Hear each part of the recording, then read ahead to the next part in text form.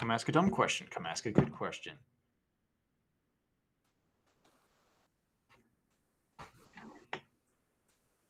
And then do I need to log into Twitch or something to see all these questions, or is it going to come through? I mean, that's usually when I'm like, oh, we need more Sam. And, you know, I comment off of like all my random channels I have.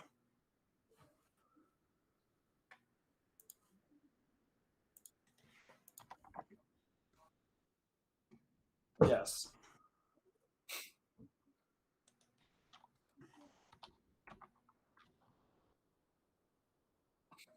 What's up, Ray Bro?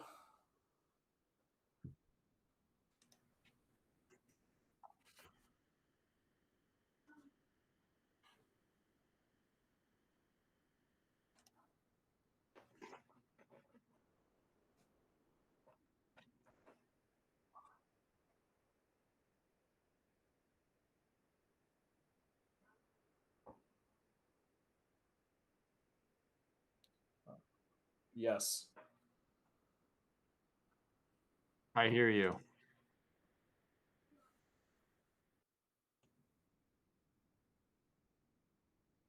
Here, mute yourself for a half second. I will check on YouTube and tell you. Oh, no, you are not coming through. Right here. That should do it. How about that? There, we're up. We're up. Okay. My mistake. I had the wrong audio input selected. We are now fully ready to go at 8:05. Only 5 minutes behind schedule. So anyway, welcome fellas. Welcome to Scouching Live, number 9 or whatever it is this season. Greg Revac and Sam McGilligan joining me again. How are you guys? Fantastic. How are you? Fine. We're back. I mean, Fine. It took a while. Yeah, I know. You're hard apple to please. Me? I am? Oh, yeah, no. I mean, every time I'm like, hey, you gotta check this guy out. He's terrible, and you're like, nah, he's actually great. Like, just because he's Cole Perfetti doesn't mean you have to. Oh, okay, yeah. Greg. For the audience, Greg has been itching to talk about how Cole Perfetti is bad for weeks now, and finally I let him back on the show. So if the audience is interested, we can talk about how much Cole Perfetti is overrated according to Greg Revac, who is a coach, so he knows what he's talking about apparently. So they say. So they say. So they say. You're the expert here with prospects. Me. So you should be able to tell me how this actually should go and why I'm an idiot. Oh, don't worry. I've got ammunition if you wanna rip on Cole Perfetti. I got ammo. But anyway, lovely to have. Highlight reels look great. I'm not denying that. It's when you watch a full shift and you're like, huh? Well, in any case, it's lovely to have you guys here. It's always a pleasure. Welcome back. We got off to a great start here. I guess to start the show, we can just run through for podcast listeners the guys that I've actually tracked this week and added to the database, and Greg and Sam can shut up and deal with it. So we started with Simon Forsmark, Justin Cote, Leon Bichel. I still am trying to figure out how to pronounce his name properly. Sorry for that Zurich fan that pops in my DMs once in a while if you're listening. Kenta Isagai, Cole Spicer, Cutter Gauthier, one of the best names in the entire NHL draft. Philip Nordberg, Rutger McGroarty, another great name for the draft, Philip Beestead, Matthew Semenoff, Cole Knuble, Mike Knuble's son, actually, which makes me feel old, Kali Odelius, Adam Ingram, and Denton Matejchuk. So those are the names that we looked at, or I looked at this week. So for podcast listeners who want to follow up afterwards, hit me up.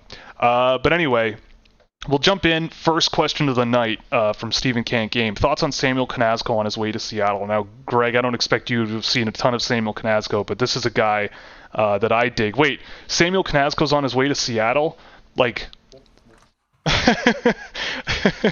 I've been watching Survivor tonight, so I don't know if that's news that's been going on, but if he's heading to the Seattle Thunderbirds, that's news to me. And a welcome change, I suppose. Oh, this is like a month old. Oh, it is? Oh, it is. And he hasn't played yet. Interesting. Well, I mean, I'm on the record as being a pretty big fan of Samuel Knazko. I mean, I think he's a long shot to make the NHL, but I just really liked watching him play and how aggressive he was with his defensive style. His skating was a bit of an issue, but he does have some pretty good skill and some pretty good puck possession skill. He drove some really good metrics for the data that I was looking at. An underrated defensive guy, but I mean, him in Seattle, I feel like it's an interesting fit, but I'm hoping he plays because he's only played like 15 games this season, and I feel like he would do really well in WHL. Sam, I don't know how much experience you have with Samuel Knazko. Sample size is limited because in 2020, past the top like 40 guys, the access to film was hard to find. What I did see on him, he was super fascinating to watch. There's just a lot offensively he does, and you're just like, I highly question the projectability, but goddamn, if it works, it works. Right. Yeah. And I think I had him in like the early third round range, which is not too bad for a player of his archetype anyways. Yeah. Yeah. I mean, relative to some of the other names around him, what he could be versus what they could be, he is on the higher end of that spectrum. Sure. I like him. Yeah, well, we'll see. I mean, I remember when he was drafted by Columbus, I was kind of surprised that it was that quick, but Columbus is not afraid to sort of jump the gun on guys and pick guys. I think we all know that. And it seems to have paid off with Cole Sillinger wasn't really them jumping the gun, so to speak. That was pretty straightforward, but anyway. Ray, you got a shout out from Ray Bro. You there, Sam? Sup McGillicuddy or whatever your real name is. Joe Friday asks, you don't have a real name. Nice. That's lucky. How is our buddy Gleb Trikozov doing? So interesting. Gleb Trikozov actually has just gotten some respect from Elite Prospects ringside. He's sitting, I believe, at 15 on their board. Let me double check. But that was something I did not expect. I mean, I kind of did because they're smart over there most of the time, David. But Gleb is at 15 on their list, and Miroshnichenko's at 30. And you know what? I don't know about you guys. I know, Greg, I've been telling you to watch Gleb Trikozov for a while, but whatever. But I'm pretty sure, Sam, I feel like you've seen a bit of him. It doesn't seem that absolutely crazy that Gleb Trikozov is a guy that could be ranked higher than Ivan Miroshnichenko by the end of the season. It's not outlandish. Every day my rankings are getting closer and closer. Actually, now that I'm thinking, I haven't actually thought about that, but I'm pretty sure that they are only 3 spots away in my... They're only 3 spots away in my rankings right now. Right? Yeah. Miroshnichenko at 13 and Gleb at 16. For me, it's 8. I still have faith in Miroshnichenko, but Gleb has been fantastic. Now, to bring... It's an interesting topic of discussion, especially to bring Greg in, because I don't know if you watched much of the Holinka or the Under-18 last year and saw much of Ivan Miroshnichenko, but this year he has not been the same player, I don't think. And I think that's the common thread. And it's his first year playing pro hockey. He's playing in the 2nd division in Russia. I am kind of curious because both players, I think, have risk. So with Miroshnichenko, you run the risk of, well, when he's playing against pro competition, he's completely being mitigated because that's kind of what's happening right now. But when I watch Gleb Trikozov play against grown-up competition, I see a player who clearly has a lot of talent and skill and speed and agility and all these fun little tools that can get the puck in the net. He can shoot really well. He can set up a play pretty well, but it's just he hasn't quite put it all together. So if you had to put your money on a guy who might be underperforming but have a high, super high pedigree going into the season, and a guy who is showing tremendous amounts of potential but some serious inconsistencies and some serious in and out mode, I guess you could call it, when he doesn't have the puck, which I see in Gleb Trikozov, or just not processing play super quickly and getting closed out quite often. Which one do you think you would bet on as a guy that you might want to like nurture and bring up through the ranks, and why? Say it one more time. Yeah, that's okay. Deep in figuring out and reminding myself about Marco Kasper right now. Okay. To talk about it. I remember seeing him. I think it was like a 15. It wasn't 15, but I'm gonna say he's like 14-year-old playing in the World Jays with Austin. Oh yeah. I think that was last year. He was 16 or something. That was neat. But the question really from me is there's two guys who play on the same team, right? Like you got one who has this extremely high pedigree, tons and tons of resume, but he's just not really performing super well at the pro level right now. And you have another guy who is not scoring points, but shows clear raw talent, right? Like it's inconsistent, and without the puck, you just wonder what he's thinking, and processing play is an issue. But you gotta pick one, because the two of them are pretty close on the list, and they're both kind of going in opposite directions. But like I'm wondering, as a sort of thinking about it from a development perspective, or trying to help a player along, would you rather go for a guy who might be struggling a little bit but has, shown signs of potential in the past, or are you looking for someone who's sort of brand new to the pro thing, kind of out of their element and inexperienced, but you see some legitimate flashes of talent? Okay, has the flashes performed at lower levels? Yes. I think so, right, Sam? I think so. Like if you watch him at the MHL, right, the junior level in Russia, he looks ridiculous in the MHL at times. Like he shows he can play at the highest level of any of them almost. At certain, the way all of his skills can layer together at certain times, you're just like, he pops off the screen. He does. That's true. He pops. It's electric. It's dynamic. It's everything. It's not just a fun factor. He's legitimately doing good macro play driving things and I'll annihilating take the second guy. players. You take so you take the second guy. So you're team Gleb. Like think about this player, right? Like he's probably not performing well because what is he used to? Like what's his normal environment? Like how does he get his confidence? It's from like getting the puck 50 times, 60 if he's really popping, maybe 70 times a game. Like you're getting 50 to 70 puck touches a game. Sure. Like you're going to get confidence because you're touching it so much. Like you could be doing nothing, but you're going to feel good because you're touching it so much. So now you're not performing. Okay. So you're probably not going to be in the top 6. So you're not seeing a ton of minutes. So when you do see the ice, it's every so often.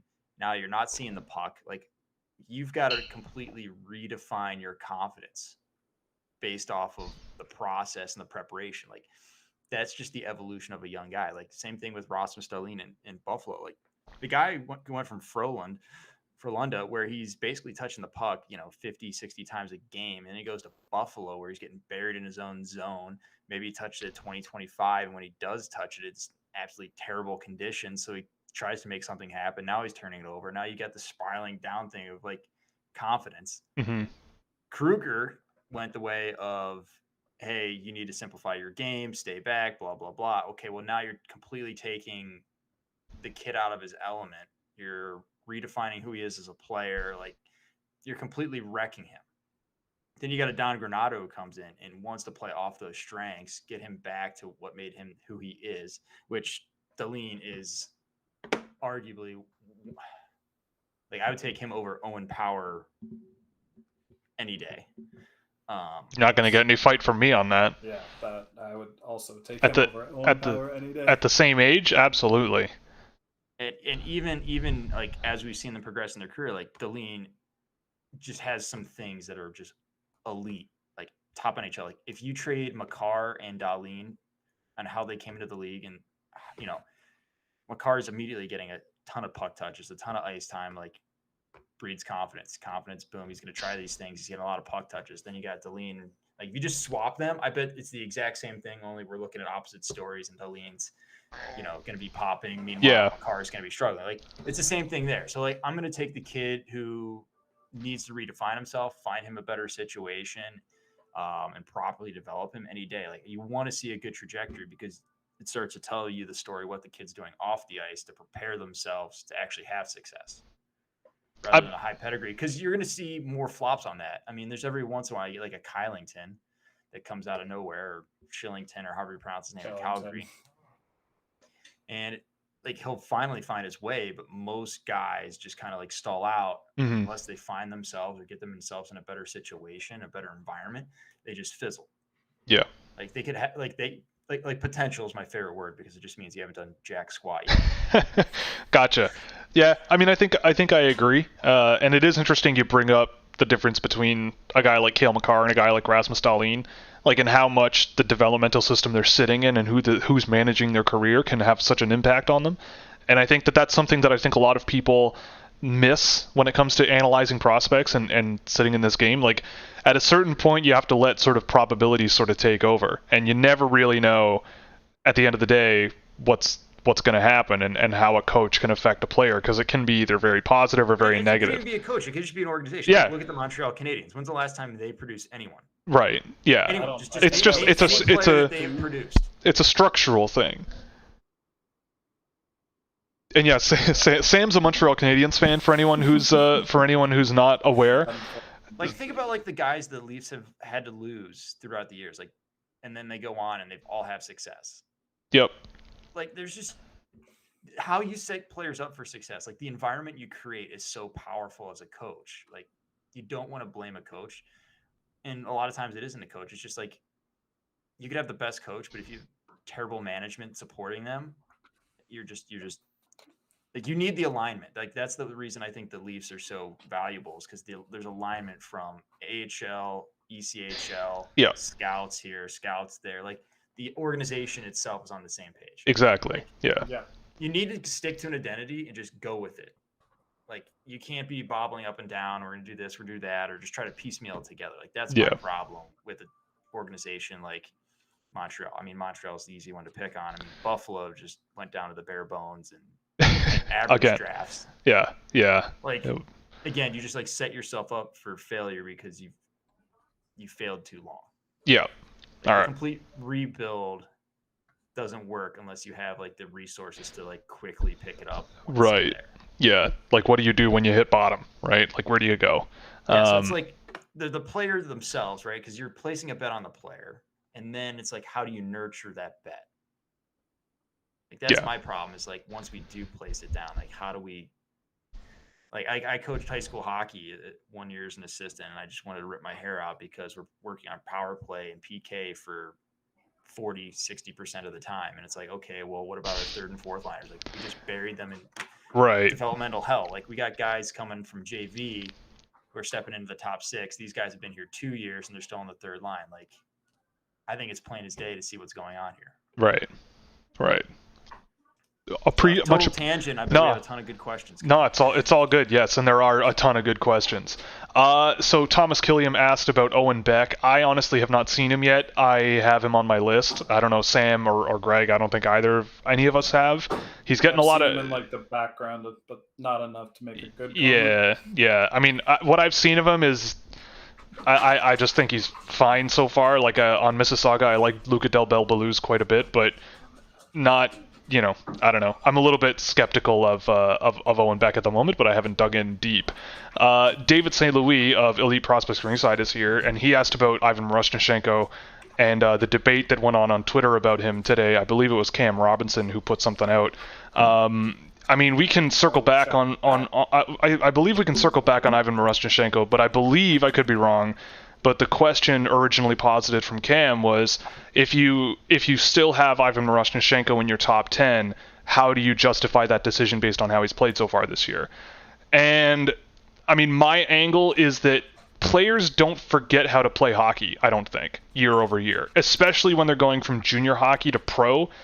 Like, I look at the track record that Ivan Miroshnichenko has and just how dominant he's been in international competition, just how electrifying he looked at the junior level last year, and look at him in the pro level this year, and I just get the feeling there's a coach in his ear going, don't try anything fancy, don't try anything creative, just go out, play hard, play physical. Guys are going to be all over you because you're the hotshot 17-year-old, so just learn how to make plays when you're under pressure.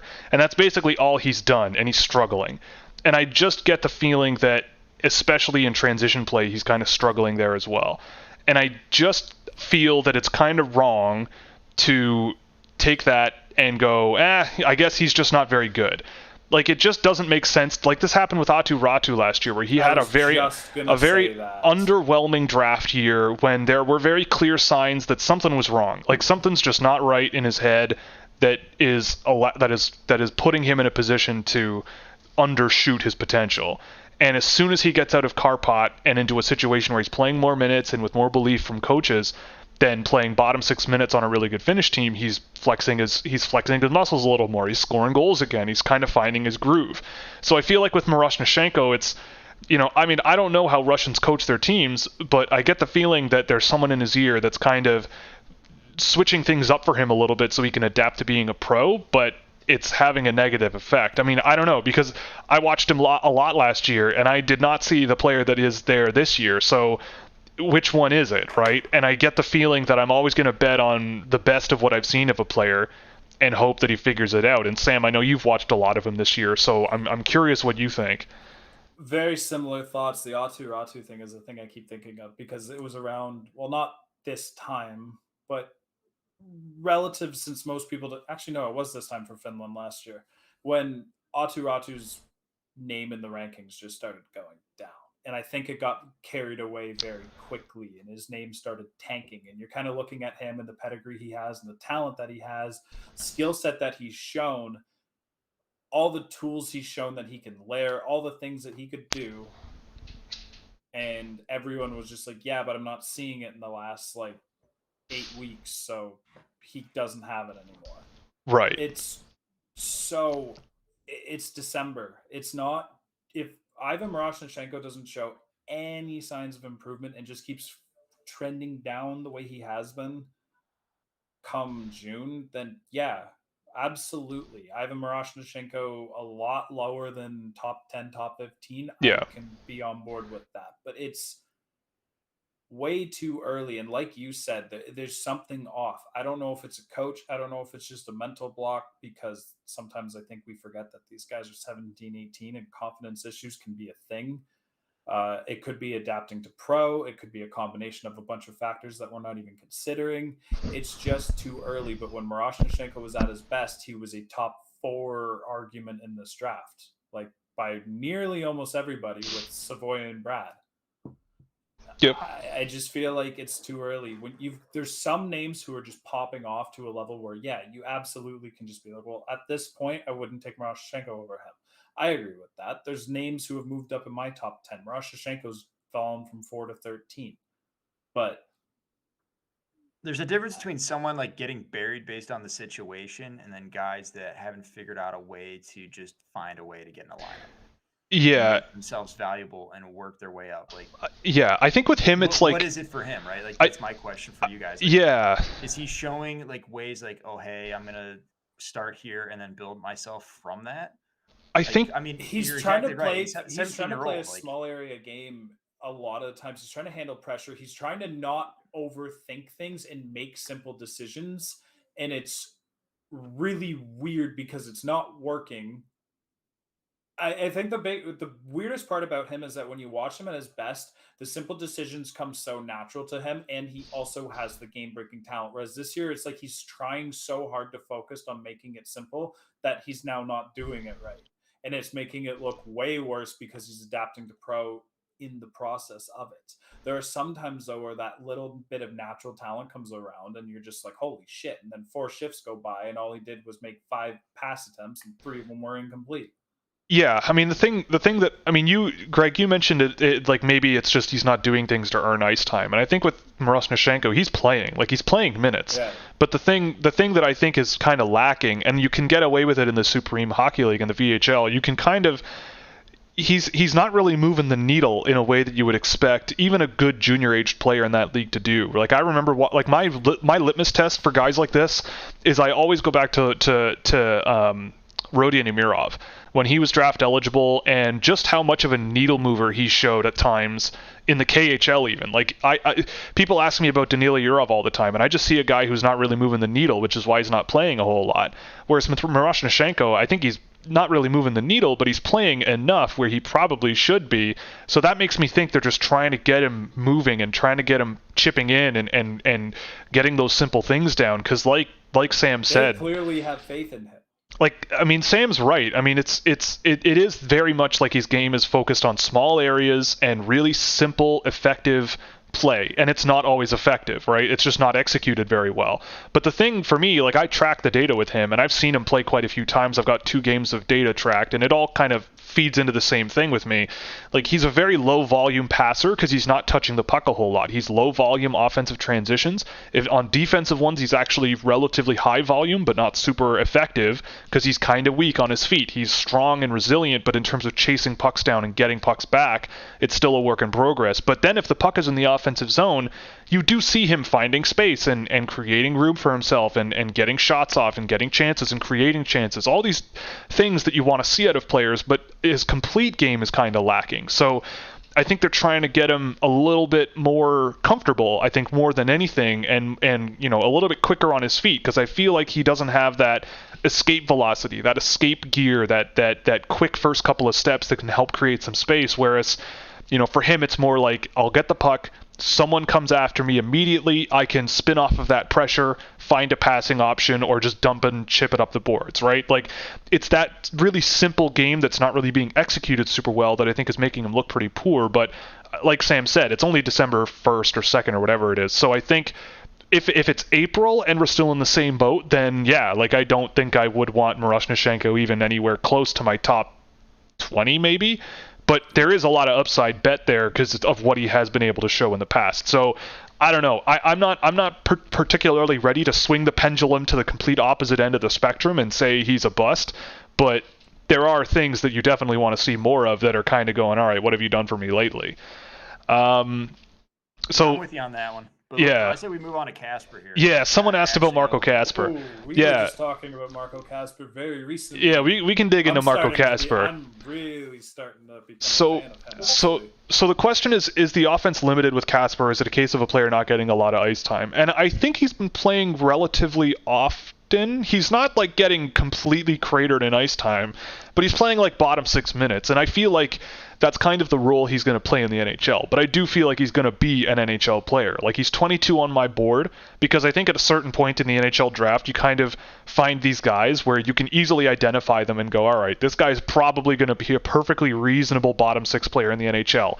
And if you get a bottom 6 player in the NHL draft at like 28th overall, you've probably done better than most other teams in that range of the first round, because you kind of get something, whereas in that range, sometimes you don't get anything, or they just flame out in the AHL or something. So, I mean, I'm curious what you guys think about Marco Kasper, but he's going to be a really good third liner. Like, yeah. I don't mean, like, when I say really good third liner, I don't mean like a third liner on Buffalo or Arizona. You're thinking like Charlie Coyle, Boston. Yeah, type, yeah. Like, exactly. That's what Marco Kasper could be, and if you're getting that in the 20s, did you really make a bad pick? No. It's not sexy, like, it's not a pick where everyone's going to be putting highlight gifs on the internet and everyone's going to be like losing their mind. But you're in the playoffs and you're winning. Yeah, like, he's a big kid. He has enough skill to make it work. He's not going to wow you. He doesn't have enough speed to wow you, but he's effective. He's positioned well. He's strong. Like, there's a lot of things to really like that are basic about his game, and it's a nice building block to build on. Like, he's what, 6'2", 6'3"? Like, if he gains another gear, even just another gear, it doesn't need to be like 2 or 3 in his skating and just ability to generate speed and handle the puck. Like he's grown a lot and thrown on a lot of pounds. Like, it looks like he'll like become like a beast of an athlete in 2-3 years, and he's never going to be a burner. Like, no. Kasper's 6'1", actually.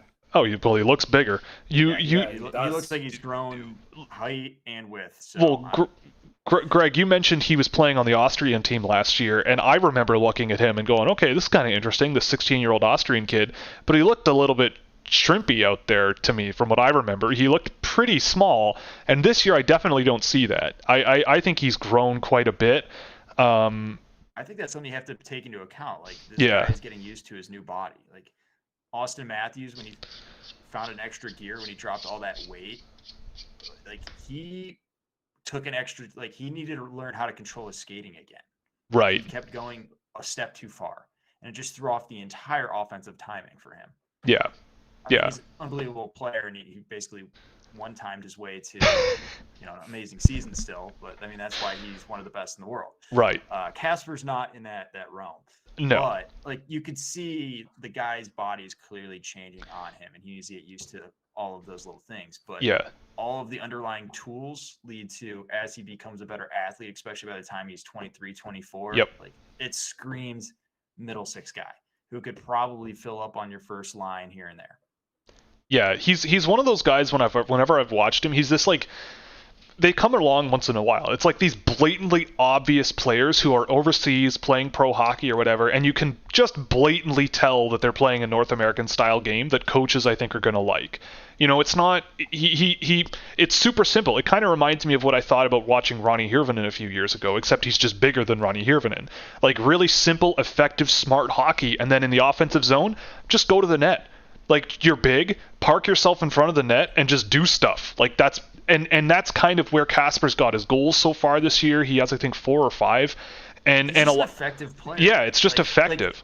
Coaches don't care how you get the job done as long as it's done. Like it's all about effectiveness. That's where like half the time I've got problems with players and they're like, I should be playing more. I'm like, it's not that you're not talented, it's you're not effective. Like that's the real issue here. Yeah. So he just gets it done. I mean, I don't think he scored a ton recently. Like, let me check his Instat real quick. Yeah, but like every time I watch him, he's doing the right things. Like his process is it's quite unbelievable for a 17-year-old. Yeah, I mean his ice time does fluctuate a little bit from what I've seen, but he plays like when I track him, he plays enough where it makes sense for me to track him. Like I usually don't track games if guys don't play like more than at least like 6 or 7 minutes because sometimes you can't do any better than that. But I think he's been playing more than that, and that's 5-on-5 ice time. But like I've got him anywhere. In my view, he's good enough to go as high as maybe 15, 16. If you really like that type of player and you just have a bunch of skill, fast guys that are in your system and you just want something to supplement that, I could see it. But I think he should go in the first round. I haven't seen him put in the first round a whole lot, but I could easily see it. Yeah, I would think mid-teens would probably be about right. I mean, yeah, he's like Coronado-ish, like.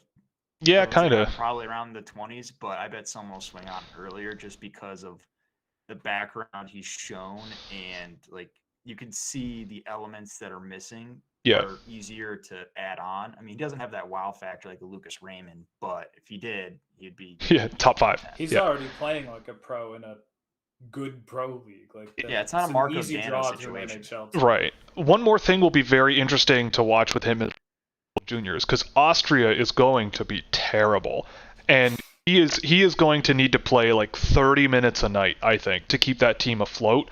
He didn't really do much for me last year at the World Juniors, but a 16-year-old playing for the Austrian team, like, I don't know what you could expect. So I don't know. It might be a bit of a tire fire, and that would kind of suck, but he'll be the guy on that team, and I'll be curious to see what he can do, because if it's not him, it's going to be nobody. So we got. I don't think he's a puck carrier though. No, no. I think he's going to struggle in that situation, not having anyone to help him because he plays such a game. His game is a lot of good habits, which doesn't always mean being the most selfish player, which you kind of need to be in that situation. Right, which is what kind of harms his projectability, right? Like where he'll end up is probably not like top end of your lineup, but a really good sort of meat and potatoes guy somewhere else, right? Yeah. David St. Louis, by the way, has a great question. Which one? Cole Perfetti greater than Tim Stutzle? Question mark. I mean, we're totally skipping over the Brad Lambert, and I don't know anything about Brad. Well, we Lambert. can play like twice, and I've liked him. We can circle back on him. We can circle back on that question because we talk about Brad Lambert every week on this show. But Cole Perfetti greater than Tim Stutzle? It is a interesting question. I don't. Very imperfect players. I watched Vancouver play Ottawa. I think it was last night. Correct. Because I was on a live show after on Twitter with Canucks people, and I remember watching the Ottawa Senators, and like, yeah, on one hand, that team is kind of broken, but boy, I don't know, like Tim Stutzle, the big thing for me with him when he was draft eligible was he's fast and skilled and aggressive, but he tries to do absolutely everything by himself. Like, just, he's a one-man band, I think, like a lot of the time, and that's fine. Like, if you can make that work, then great. But he just like, he's 100-octane fuel going all of the time and trying to do so much on his own. And I just worried about how much that would project, especially for a guy jumping straight into the NHL.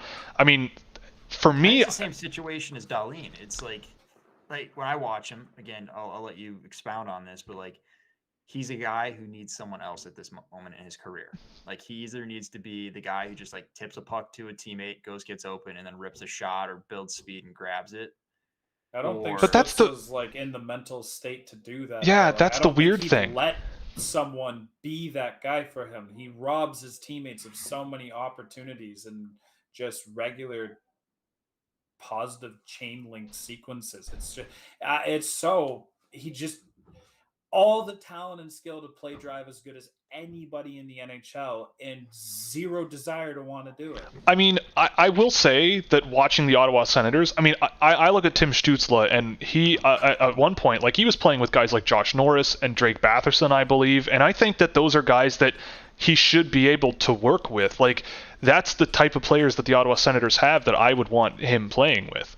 But especially Norris. Yeah, but I think a bigger problem for the Ottawa Senators is their defense. Like, it's almost like the Montreal Canadiens, where if it's not Thomas Chabot, they have an incredibly hard time getting the puck back and moving it up the ice. And it feels like it kind of, when Tim Stutzle is on the ice, like, he's chasing around the puck defensively. He's never been a particularly fantastic defensive player, and that definitely is the case in the NHL so far. He's been better this year, but I just look at that and go, well, nobody's getting him the puck, and he kind of has to do it himself, and he can, but he forces so much, and I feel like that's kind of leading to his struggles a little bit this year. Yeah, so that being said, it would be great if they were actually on a line together. I think this would be like one of the best line combinations you've ever seen in your life. That being said, I'll take Stutzle over Perfetti any day, but I'm a little biased on Perfetti anyways. I probably would as well, just because you can do so much with Stutzle. Like Will said, how much of what I just said earlier is because of the environment that he's in, and it's because it's a continued habit from his draft year. Can't tell if it's development going wrong, if this is who he is going to just be, just a more refined version.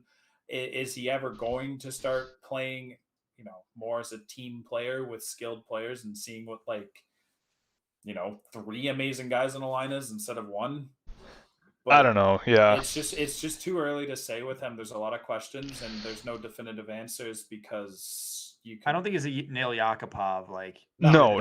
He's got not at all. I think he has he's enough a damn good player. Like, he will be a good player. I think a big issue with the Ottawa Senators is they, like, Greg, you brought this up earlier, where you need, like, cohesion in your organization. Like, I think the Ottawa Senators have this weird mix. Like, they drafted Tim Stutzle and they drafted Jake Sanderson, which is great. Like, cool. Those 2 guys are great assets to have. But DJ Smith seems to want his team to be all Brady Kachucks, right? Like, they drafted Ridley Gregg. They drafted Zach Ostapchuk. They drafted all of these guys. They drafted Ben Rogers, Shane Pinto. They drafted Chandler, Tyler Boucher, Chandler Romeo. Like, they drafted all of these just big physical guys, and that's the type of hockey they seem to want, right? Like, they somehow managed to take Victor Mete and try to get him to play a more defensive game, when his defensive game was how offensive he kind of plays. Like, he's an aggressive defensive player, right? Like, he pursues the puck, doesn't like to sit back, and I watched him sit back and get burned on entries time after time after time the other night. So I wonder if a big issue with Ottawa is just structurally, like, the message and the culture the team is trying to achieve just doesn't make sense for the players that really should be excelling, guys like Batherson and Stutzle and all these guys. Like, otherwise, like, if you want to be a dump and chase, grind it out type team, fine, but don't draft guys like Tim Stutzle if your expectation is that he's going to fit into that system. I mean, I don't know, maybe I'm boiling it down too much, but I just read what Senators fans are saying, what they think about DJ Smith, and what I remember about DJ Smith here in Toronto, and what I've heard about him, and what he said in the media, and I just go, something doesn't add up here. Like, it seems like the mix isn't right, whether it's the coach and the players or the players and the coach, I don't know. But I feel like you got to fix it. Well, you don't go to war with the army you wish you had. You go to war with the army you actually have, and, like, you said exactly. Like, there needs to be some cohesion. It's not about just trying to get all of the best talent. Yeah, it doesn't work. Yeah, you need to have the right talent. I mean, it's like the 1980, U.S. Olympic team. I need the right guys. Yeah, it's not about having the best guys. So, I mean, the talent's there. I would prefer if they got rid of the coach. It's not that he's a bad coach. It's just not the right coach for them. Yeah, like, I could see DJ Smith being a successful junior coach or whatever, but in the NHL, it's just been a mixed bag, and it seems like he's losing the fans, he's losing some of the guy. Like, it just doesn't seem to be working. But anyway, I don't want to go on about DJ Smith for an hour. But I mean, we'll jump back really quickly to the question about Brad Lambert. I mean, I've seen him quite a lot this year. I know Sam's watched him a lot. Greg listens to us talk about him. Brad Lambert is probably one of the most misaligned players in the draft, in my opinion. Like, I get the feeling that there's an unbelievable amount of talent there with him, and it needs to be harnessed. I think he needs to learn some lessons, but I also think that he's been really PDO'd to crap in the Liga this year, whereas Joakim Kamel is the opposite. He's been PDO'd to heaven, and Brad Lambert has had the opposite. So, I mean, I don't know, Sam, if you disagree or have anything else to add, then feel free to do so. But I wouldn't be too worried about Brad Lambert, except I'm not worried about Brad Lambert at all. It's like, this is not a Miroshnichenko thing where you could question the talent the year before and what you're seeing now and this and that, and maybe it wasn't as projectable and all that type of stuff. That's just not what's happening. You can clearly see on a pretty much, I'd honestly say, at sometimes in some games anyways, a ship-by-ship basis, all of the things that will come together and make him an elite center in the NHL. The short area game, the transitional upside, the skating is just out of this world. The skill is out of this world. Some of the pass, like his pass, what's his pass percentage stat? Isn't it like quite good, is it not? Well, I'll go over some of the data I've got on him because some of it is bonkers. I mean, it's okay, yeah. Oh Jesus, yeah. I remember looking at it the other day and I was like, "Oh, here, shit." I'll bring it up over everybody's face here. So this is Brad Lambert's data. It is. Oh, that's not what I meant. Let's do. Nope, not that one. Forget about it. I'll just leave it where it is because I don't want to break my stream. With Brad Lambert, I mean, he's passing over 80%. This is 2 games, so I'll do another one in the next couple of weeks. But in the Liga, passing over 80% is hilarious.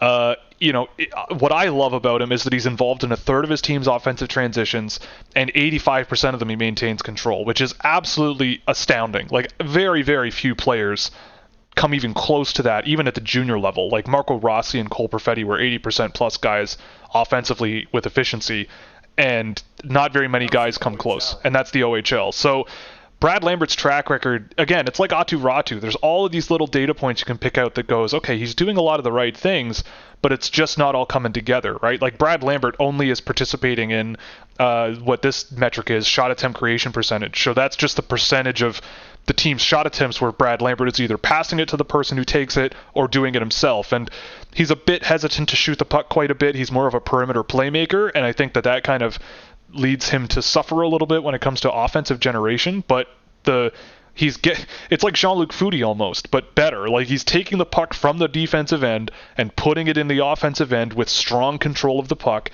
and he does it really, really, really well. And I feel like if you put him on a line with guys who can finish, you'll figure it out, right? Like you're doing all the hard work, and other guys can finish off the job. So my question becomes, like, he's a coach's kid. He's been around the game. Like, he's clearly got refined details more than most. Does he take that next step? Like, I guess that's everyone's question probably, is does he take the next step? He's clearly gonna be in the NHL. Like, just watching in World Juniors, like, it was pretty obvious, like, hey, this guy's got a refined game. Like, he's going to find a good role. Like, clearly he plays more of a North American. Like, he can compete. Whether he gets the inside like you're talking about, I mean, that's, if you do that, there's reasons why those guys get paid a lot of money in the NHL. Yeah. But, like, he's been that size since he was, like, 16. He's, my question to you guys is, has he progressed from 16 to 17 to now 18? Because I think so. His physicality's been there. Like, his dad's obviously coached him all the way up, giving him good habits and details that you're going to look for. Is the talent there to, like, want to take a high pick on him? It's not linear progression. Like, he hasn't gone, I have gotten this much better from 16 to 17 and the exact same amount better from 17 to 18. And, like, it's a very clear path. But there is improvements in tons of parts of his game, little details here and there, just absolute monstrous. I'm starting to wonder, and this could just be some dumb shit, but when I'm watching him in the offensive zone and some of the passes that he's trying to create, I'm wondering, is that a brain that's trying to figure something out? Like, he knows this is a risky play, he knows it's this, but he's trying to take that next step, and he's just got to figure it out because you only learn it through doing it. Like, he makes such sophisticated reads at times to the point where I'm not worried about what he can be, because he's shown before that he's an extremely intelligent player. He shows it not with extreme high levels of consistency that he's an extremely intelligent player, but he shows that he has that ability to do so. And when you watch him outside of the offensive zone, and you're watching him transition the puck, and you're watching the off puck routes he takes, and you see how he approaches situations and how he creates the conditions he wants and how deceptive he can be, you see it all, and it's working together in unison. It's being layered together, and it's just like, okay. And I've already seen him do it in the offensive zone. The creation that he's going for might be experimental. It might just be a funk. It might just be whatever. But I don't see more than 3-4 guys in this draft that you want to bet on talent-wise more. Yeah, I mean, I think that he's one of the most gifted players in the draft class. Like, just raw gifts that you don't find very often. I think that, like, to answer your question, Greg, the big thing that, like, I had concerns about Brad Lambert after watching him at the under-18s last year and watching him a bit in the Liga, where he was clearly a junior player trying to play in pro hockey, like, trying to make fancy plays all the time. Like, it was like Ken Johnson, but if Ken Johnson were really, really fast. And it can be frustrating, but that's also something that's worth betting on, and you hope that that player can find that balance with development, and I think with Lambert he kind of has. I mean, I think with him, he, even just from the first game to the second game I tracked, and from the time I've been seeing him over the course of the season, he has been making fewer and fewer objectively dumb plays. Like, in the first game I tracked, there were multiple times where he would grab the puck in the defensive end, carry it into the neutral zone, and drop pass it to 0 people except an opponent. And he did that a couple of times, and, like, that's obviously an issue, but again, this is part of the reason I track data, because, like, looking at his data, he's still passing over 80% completion rate. And so if he is making dumb decisions some of the time, even just for simple execution and passing and creating space, like, he's great at doing it, and he executes really, really well. I mean, I just think that he has all the tools. It's just a matter of figuring out how to put it together to put points on the board. And I think he has been a bit snake-bitten here and there, but I do think that there are some things that you could tweak with him. And I don't know. I get the feeling that, again, sometimes when I think about the draft, it's like, where are you going to draft? Where are you going to get him, right? Like, if he goes 7th overall, it's easy. It's an easy call for me. If he's there at 7th overall, you draft him and see what happens. You know, if it's 2nd or 3rd overall, I can see why you might be a little bit more hesitant and might want to go in a different direction. But I get the feeling that he's going to slip a little bit and into that sort of William Eklund range of, like, he's really good, but just a little bit snake-bitten here and there. And I feel like some team will be capitalizing on it. But if he pops off at the World Junior this year, then that's a whole other topic of conversation, and I could easily see that happening. Unless there's anything else to add, we'll move on. Yeah, I think we talked about Miroshnichenko pretty good. I think Brandt Clarke maybe is the next one. Oh yeah, how do you feel about Brandt Clarke not being invited to the World Junior? He's awesome. I'm a little disappointed. Yeah, to see him. Take it away, Greg. Like, everything I see is perfectly fine with that guy. Yeah. I don't know. It's like, he's just a kid who's going to be growing in. He's, like, dominant wherever he goes. Like, he produces. Like, he's a smart enough kid to just figure it out. Some people knock on the skating, but I just think you put some strength on it. He's like Aaron Ekblad. Like, good enough. Good foot. Like, the footwork's fine.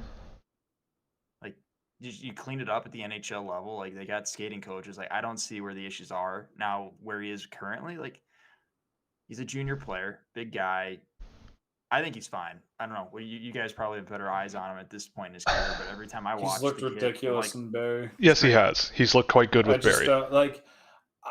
I didn't really I don't really pay attention to who's going to be on the team until, like, I look at the camp list and I go, oh yeah, well, that name seems to be missing. When I first heard Brandt Clarke was off, I was like, well, that's weird. I wonder who they picked ahead of him. And I looked at the list and I was like, okay, wait, what? He is. I I don't want to say objectively, but he is better than most of the names on the list. He's a hell of a hockey player, and the reasons that they gave. What was the reason they gave? It was basically like I forget who it was that was asked about it. I think Scott Wheeler asked the question, but it was like who you didn't take Brandt Clarke, and I think the answer was more about he just doesn't have a diversity to his game. Like they want guys who can help their team win in a variety of different ways, and they don't see that with Brandt Clarke as much as they see it with other guys. So yeah, like but then they take Owen Zellweger. Yeah, I mean Zellweger is a guy who I really like. I love Zellweger. I think he should be on the team, but like I wouldn't take him on the team over Brandt Clarke. Right, or like, you take both. Like you take both, and you're very happy about it because you have a offensively creative blue line, and Zellweger's just amazing transitionally. So what doesn't Clarke do? Well, yeah, that's what I kind of wanted to touch on. Like, first of all, he should be on the team. Like, I think that like Sam, you said it wasn't like objective, but I think it is. Like, yeah, he should. Probably is. After the under-18 that he had, like I think his under-18 was very, very good last year. It wasn't as good as some people portrayed it, in my opinion, but it was extremely good. And I think that he did showcase some of his strengths and weaknesses, but the thing that really confuses me about this is that it just doesn't make any sense. Like, I don't know. I don't really perfectly subscribe to the fact of you have to have 3 left-hand shot D and 3 right-hand shot D to make it make sense. You just have to know who's playing which side and what traits they have that can help them play that side one way or the other. Like, playing your offhand is more difficult in some ways, in some situations, and you have to make up for that difference in other areas. But for Brandt Clarke, he should played that offhand like his entire season. Sure. And Brandt Clarke is a right-hand shot defenseman, and they only brought 2. And one of them is Vincent Iorio, who I watched quite a bit last year and watched a game where he was the opponent today. And I don't know in what universe you live in where Vincent Iorio is a superior right-hand shot defenseman than Brandt Clarke. Like, the only universe in which I can see that is if you see it, but if you see it through the lens of Vincent Iorio is not as aggressive offensively as Brandt Clarke is. Therefore, he's safer defensively. Therefore, we're bringing him to an important international tournament. Whereas in my view, Brandt Clarke does have defensive shortcomings, but so does Vincent Iorio. And what you're getting in Brandt Clarke is extra offense out of him and an extra sort of offensive gear. You know, you can quarterback a power play with him, even if you don't want to. He's a great top 4 guy to have on that roster just to boost the offense of that team. Not that they necessarily need it, but he's a great player. And I think, though, like you asked about what his weaknesses are, and I do think that his skating is a bit of a concern, and I do think that his puck management is hit or miss, but as a puck carrier and as a skilled offensive guy jumping up from the blue line, he's fantastic. And I think, though, they're looking at him and going, yeah, but what about preventing defensive entries, which last year for me was a weak point for him. Like, he was playing pro against Slovakian pro competition, which, sure, you have to take that with a grain of salt, but he had trouble shutting down those defensive entries. And I get the feeling that Hockey Canada does not want to be in a situation where, with a minute left in a gold medal game against Russia, they put out their top defense pair of, like, Caden Gooley and Brandt Clarke, and Russia attacks the right side of the ice, or I guess their left side of the ice, because Brandt Clarke is the right-hand shot defenseman, and they know that he can be a target because he can be beat on a defensive entry, and next thing you know, the game's tied. Like, I get the feeling that that's the line of thinking, but... Which it probably is, but, like, a very simple solution. If you're worried about that, don't put him out there, and put him out there for all the other parts where he can help you. It's just like, no matter what, I know... you're probably right with where you're coming from. It's the only way I can make sense of it. It's the only way I can make sense. It's so logically flawed. You can just poke a bunch of little holes in it. Like, as a junior player, and this is a junior tournament by and large, since it's U20, Brandt Clarke is one of the best defensemen you can find. He's perfect for junior hockey. Watch him in Barrie. He's utterly dominating on a ship-by-ship basis on some games. It's just ridiculous what he's doing. you don't have whatever concerns you may have about his projectability or whatever scouts might have been lower on him or it's not about the you wanna scouts. go It's not with. about the projection. It is like today. Yeah. Yeah, exactly. Where is he It's today about compared to all today. those? And he's better than them all. Exactly. It's whatever So- reasons you might not like Clarke. That's NHL. This isn't Yeah, NHL. it's This dumb, is, and we should move on. Yeah. Yeah, it is a bit silly. Yeah. I mean, they're probably We going to all win agree anyway, it's right? dumb. Like they're probably going to win anyway. I mean, I'm half joking, but I disagree. I think it's one of the weaker teams they brought. it is. I'm a bit nervous. They brought a lot of shutdown defensemen. That's I think for sure. They realize that they're not the best team, and they're about to like trap every single one. And Yeah. Trap their way to try to get gold. Like that's how Yeah. it feels like to me. Yeah. I mean, didn't that happen last year at the World Juniors? I feel like a lot of their games were pretty low scoring, like against high-end teams, and then in the U.S. game they just got stomped. I could be wrong, but I feel like I remember that happening. I need to Google it, but I could be wrong. But anyway, we can move on because I'm sure there will be other questions about the World Juniors. William Keane asks about the Buffalo Sabres prospect pool and how Owen Power is doing in Michigan. Playing with that much talent doesn't make it hard to evaluate the jump to the next level. So Buffalo, I think, like...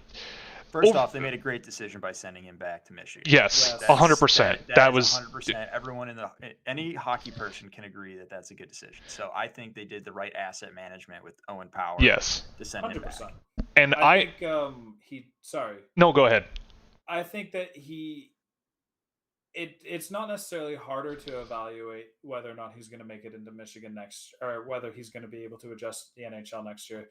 You just need to be able to identify which plays on the ice he's actually involved in and what his role and how the play unfolded was, and not just look at point totals, which might come from something else. Where the thing with Owen Power and what I was worried about before is just his incoming sense for pressure in the defensive zone can just be not first overall pick worthy at all sometimes, and it's gotten better, but it's not there yet, and it's just something you got to have to keep developing with him. And So yeah, well, speak, my friend. I think that it's actually not a big deal at all. Like, yeah, there's a ton of talent on that Michigan team, but like, no offense to them, but like, they're not the best team in college hockey right now. Oh shit. Like, if you watch them, they're good. Like, they're definitely top 5, top 6, but they are not the best team in college hockey right now. Then who's the biggest wagon in college hockey? I think they're pretty. I forget who's ranked 1, 2, and 3, but like I thought Minnesota Michigan was State's got a ranked good number team. 1. Oh yeah, Michigan's- Minnesota does have a pretty good team. Like, there's some really nice teams out there, but I mean, like, just because you have young talent, like think That's about true. it. Yeah. It's like I compared to Edmonton Oilers in the '80s. Like, they had to learn how to win. Do they get it right now? Like, Right. I feel like they've been set up for that success because they had a few guys that played with them last year. You know, those 3 big guns. But they're also like one of the youngest teams in college hockey. Also true. Yeah. So talent, yes, but now they're learning how to play and win, Right. And that's a process. which is exactly like I think they lost their they beat Niagara the last 2, but no offense. Niagara, Yeah, it's no Niagara. offense. Yeah. Yeah. But like when they play good teams, they're close games, they're in them, but where does it fall? So Right. I think that those guys are exactly where they need to be in their development curve. Like, they're not going out and stomping teams that are very good, but they're playing against, not grown men, but definitely men. Most of the top teams right now they're all 23 to 25-year-olds. So I think Power is perfectly fine with where he's at and how he's developing, and he's a good spot. Like, Narato's a great assistant coach. Like, that was a sweet pickup by University of Michigan. Like, you're taking Detroit's skills guy who clearly has developed quite well a lot of the talent that's showing off this year. Yeah. Like, yes, they get a lot of talent because they're Michigan, but also I think they're developing it quite well. So I don't see an issue with where they're going. I think they're exactly at that nice little sweet spot where they're probably a little bit better than everyone, and it allows them to tinker and get ahead of the game and really develop maximum. You're not hampered because they're behind the speed of the game. So I don't see any issues with it. Do you guys see any issues with No. him translating? I mean, what's been NHL's not a developmental league. Yeah, no. bull crap? Like look at Toronto. Like, come on, that team is evolved. Like, it's unbelievable how they've evolved in the last 2 years. I mean, exceptions exist for almost anything but like that, but like for the most part, no. Most teams can't even develop players in the NHL properly. I'm a Montreal Canadian. Exactly, you're in the wrong market. Like, you look at Buffalo, Don Granato has done amazing. Conversation. I mean, to just close on Power, I mean, my video report I did on him basically ended with, I hope that the NHL team that drafts him knows what to do with him. Because I think that if you play your cards right, you could have a heck of an offensive defenseman there. Like, my angle was that you don't draft him to play defense, really. Like, he's going to be a defenseman, but his defensive game just needs to be adequate, and his best assets are when the puck is on his stick and he's allowed to sort of run train over the opponent. So I get the feeling that he is going up that direction more than I thought he would, rather than saying, hey, take her easy and maul guys because you're 6'6", when in reality he's playing more of a finesse game from what I've been able to watch of Michigan this year. I mean, the defensive issues I think are still there, but the offense is more prevalent. Like, he just was very not super involved last year, which kind of spooked me, but now it seems like he has a little bit more confidence at the college level, and hopefully he can keep pushing that and carrying that forward. But I don't really have any super big concerns about him. Like, he was still in my top 10 easily, and he was one of the best players in last year's draft. I just felt that there were blatant issues that weren't really lining up with what I was seeing or hearing from other people. I think he's finally in I can't say finally because he's been around the Steel, which is a great organization. So yeah, he's just been around all of the right people the entire way, and as long as Don Granato and Matt Ellis are still there in Buffalo, like, they're going to develop him unbelievably well throughout this process. Like, I'm very high on Owen Power and anyone who's in the Buffalo system right now, because I think that maybe not down the line on the Buffalo system right now. I think it's actually, like, for once, it actually is worth the hype that it's starting to get. Yeah, I think they have the organization in a better spot. I mean, I still have questions in many spots with the Buffalo Sabres, but I think the NHL club itself and the coaching staff is fantastic at developing young players and getting the most. Like Don Granato, like, I'm not going to say I'm not biased because I think he's one of the top coaches. Like, had it not been for him getting cancer, like, he'd be like a Mike Sullivan type coach right now, like, just revered amongst other NHL coaches and players. So we're going to move on. Thomas Gagne, your question about Jakob Hoosier. I did take a brief look at him. Didn't really see a whole lot, but I'll take another look for you. There will be no live stream next week, but the week after I'll take a look for you. Luke says, any thoughts on Brennan Othmann and Corson Kuhlman's not getting World Junior Camp invites? Personally, I'm not surprised about Kuhlman's, but Othmann does surprise me a little bit. I thought as a bottom six guy he might be able to fit in. But I was also not the biggest fan of Brennan Othmann last year. But I thought he would get an invite for sure. But I don't know. Neither of those guys not going breaks my heart. But I think Othmann probably should have gone. Yeah, pretty much my thoughts exactly. Othmann is probably a guy that I would have ended up putting on the team, but I would have envisioned him in a bottom six role. Yeah. He's not like one of the major guys. I'm also like, I was really low on Othmann relative to others, and I watched him in the OHL this year, and I'm like, okay, maybe I was being a little too harsh on certain things. He's been good this year. Like, again, he should have gotten an invite, but whatever. It was really hard watching him in Europe last year and trying to figure out what his identity was. I can see it more in the OHL, and I'm like, okay, but it's just personally, it's just not my guy, I guess, in terms of relative to just some of the other names that were on there. Like, Yeah. So next question's kind of fun from Jack Olson. I know not all the rosters are out, but who do you think wins, places, and shows at the World Junior this year, and which team would you say is a sleeper team? So I think this is the U.S.'s season to lose. US. I think it's the United States through and through. Their team is bonkers, I think. A lot of talent on that team. I think Canada will be there, but I think a lot of it will hinge on their goaltending and staying out of the penalty box. Like, if that team can stay out of the penalty box and they get some saves, then I could easily see it, them being a competitive team. But I also think Russia has a strong team as well. But I think US-Russia. But I think it's a US tournament to lose, personally, based on what they've put on their roster. My question, and I think someone was talking about Sweden, is like, what do you guys think about that team? Like, I like US as well. What have you done for me Goaltending is lately? kinda shaky. Yeah, their goaltending is a bit questionable. You There's so usually much need a of what good goalie Sweden- to win, Like or at least Sweden, someone to get hot. Always, No, it's fine. Sweden. All I'm gonna say is Sweden should be amazing, but I have also watched international Swedish hockey. he gets it. So Sam gets it. or sorry, international Swedish hockey recently, and I don't know. I'm not gonna trust that's gonna turn around until I see it turn around. Until then, I mean, Mikael Holm is the Swedish eye I trust more than anything, and if he is just like fuck the national team, then it's just whatever. Yeah, So what are you seeing wrong with them, Sam? Or sorry, or Will, you can jump in on this. Like, what do you see wrong with Sweden? I feel like they've got some really nice prospects. Almost it is. To come out. I don't know. Is it an identity thing? Like, is it just the players don't play like themselves on the team? You watch them in club play. And they're you totally picture different. What they could be, and then you see them on the ice, and it's just stagnant and dead and low energy. Yeah. It's just I don't know what the cause is. I actually don't have a clue. I don't think it's tactical. Yeah, Just, they just have no energy. Like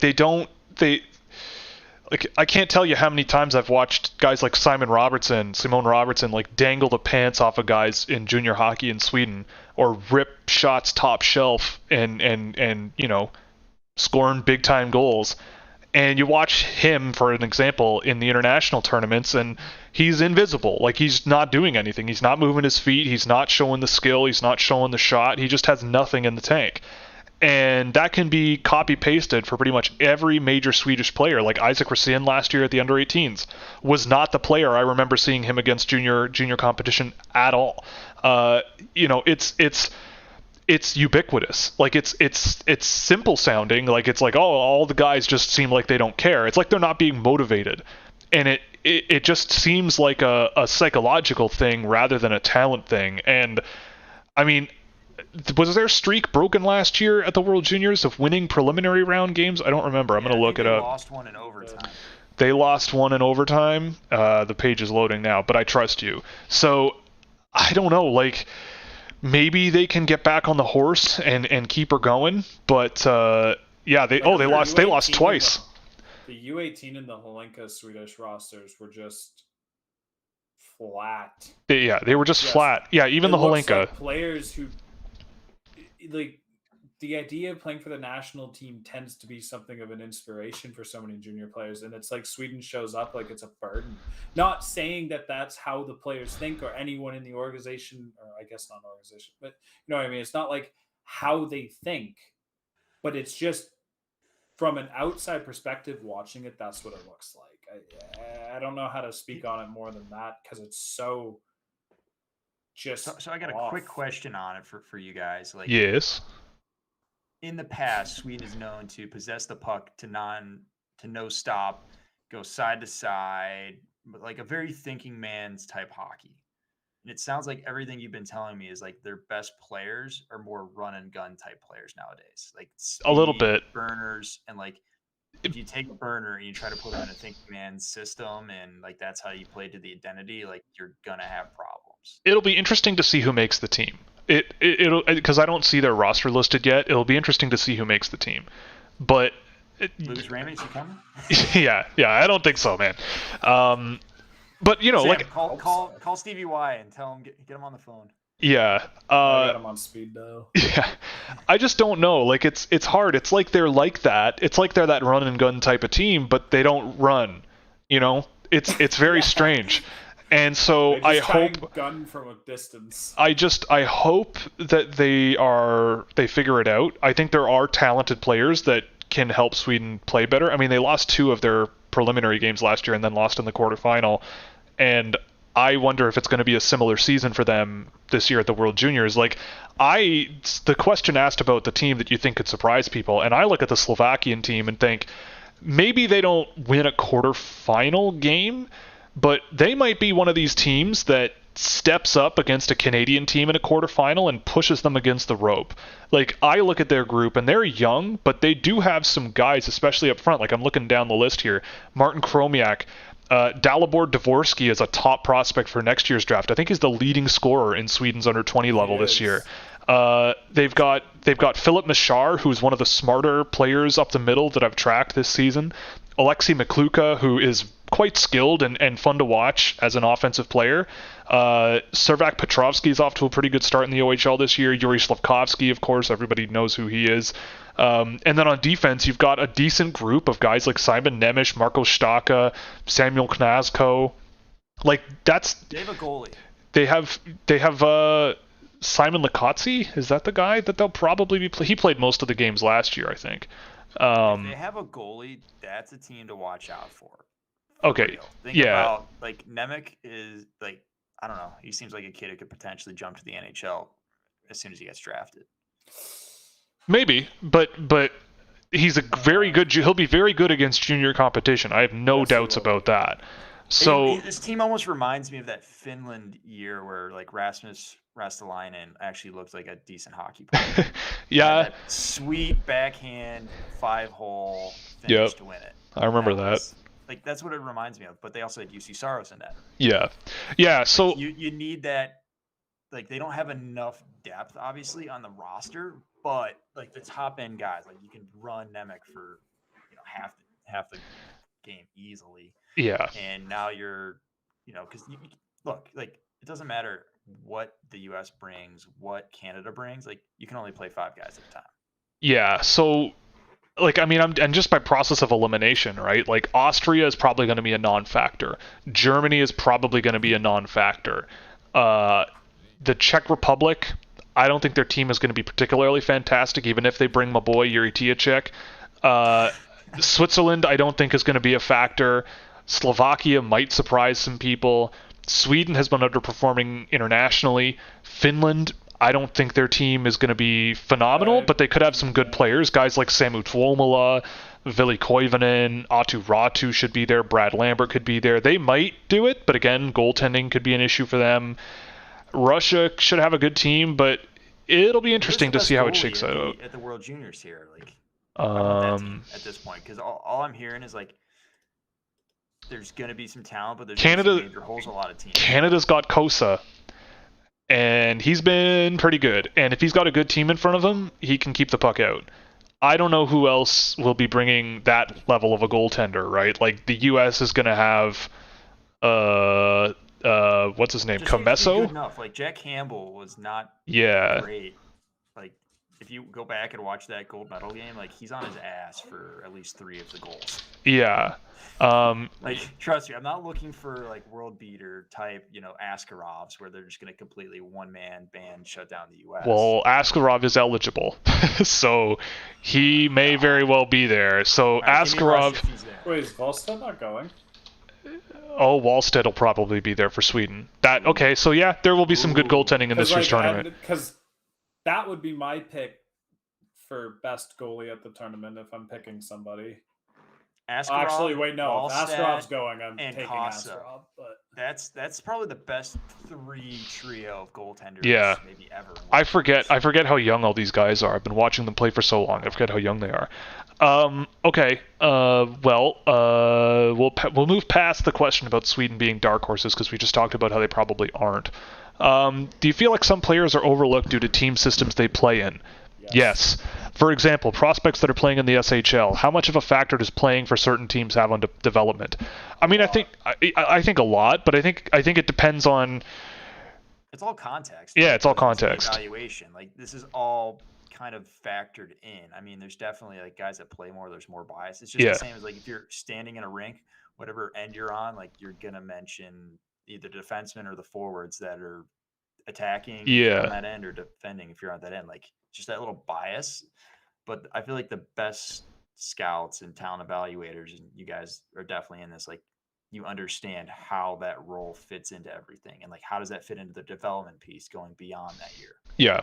I mean, it's another one of those reasons why I track my own data, because then I actually have the documented evidence of what's working and what might not be working, and you can explore why. I mean, I think that the biggest factor that can affect development is in a lot of situations playing time and who you're playing with. Like if you like, there are ways where I can look at data and identify, okay, this is a guy who's trying to drive a lot of different offensive things for his team, and there's just no one there to help him, or there's nothing going his way, or just this weird stuff keeps happening and it just holds him back. And I think you can identify that in data, and it's kind of more difficult to pick that out with your eyeballs. I mean, it's also very, very difficult for a kid to get comfortable when he's playing 3, 4, 5 minutes a night in somewhere like the SHL. But what I will also say is that it is pretty clear, and Greg, you and I bonded over this, like, you can pick out I think you can pick out a guy who is clearly showing potential and clearly an effective player with the minutes they're given, even if they're only playing 7 minutes. And the guy I'm thinking about is Lucas Gustafsson, who in 5, 6, 7 minutes of ice time some nights in the USHL showed that he can be effective and showed that he can be a really solid 200-foot defenseman. But it's so hard because if he plays 7 minutes a night for 3 seasons straight, that's hampering his development. Like, that just objectively will do so. Luckily, he's playing more this year. But again, like you said, it's all about context. So we can move forward. Dayton has a question about Matvei Michkov. Isn't Michkov signed in the KHL until 25-26, so he can't play in the NHL until after? I don't believe that's true. I'm under the impression that this is Russia. If you come with enough money, they'll let guys walk. I don't think Michkov will stick around in the KHL unless SK St. Petersburg pays him way more money than they're comfortable doing, or an NHL team pays for some sort of out clause that they can just insert in his contract, and they give him $3.8 million a year or whatever it is on an entry-level deal.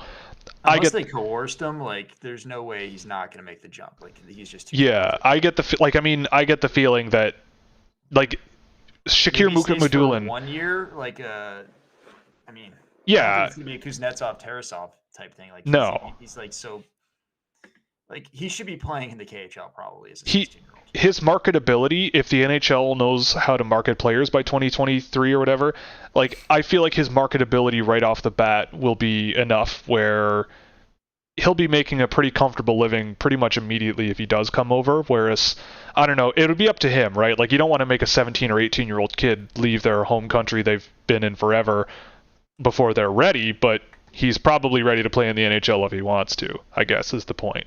And I feel like he's not seeing that out if that's the contract. Yeah, and he's not coming over in the 26-27 season. Yeah, and I think that you can make things happen in Russian hockey. Like, Shakir Mukhamadullin just got out of a KHL contract mid-season to sign with New Jersey, and then New Jersey just turned around and loaned him back there for 2 seasons. So you can make things happen. I don't think anything is guaranteed when it comes to the KHL.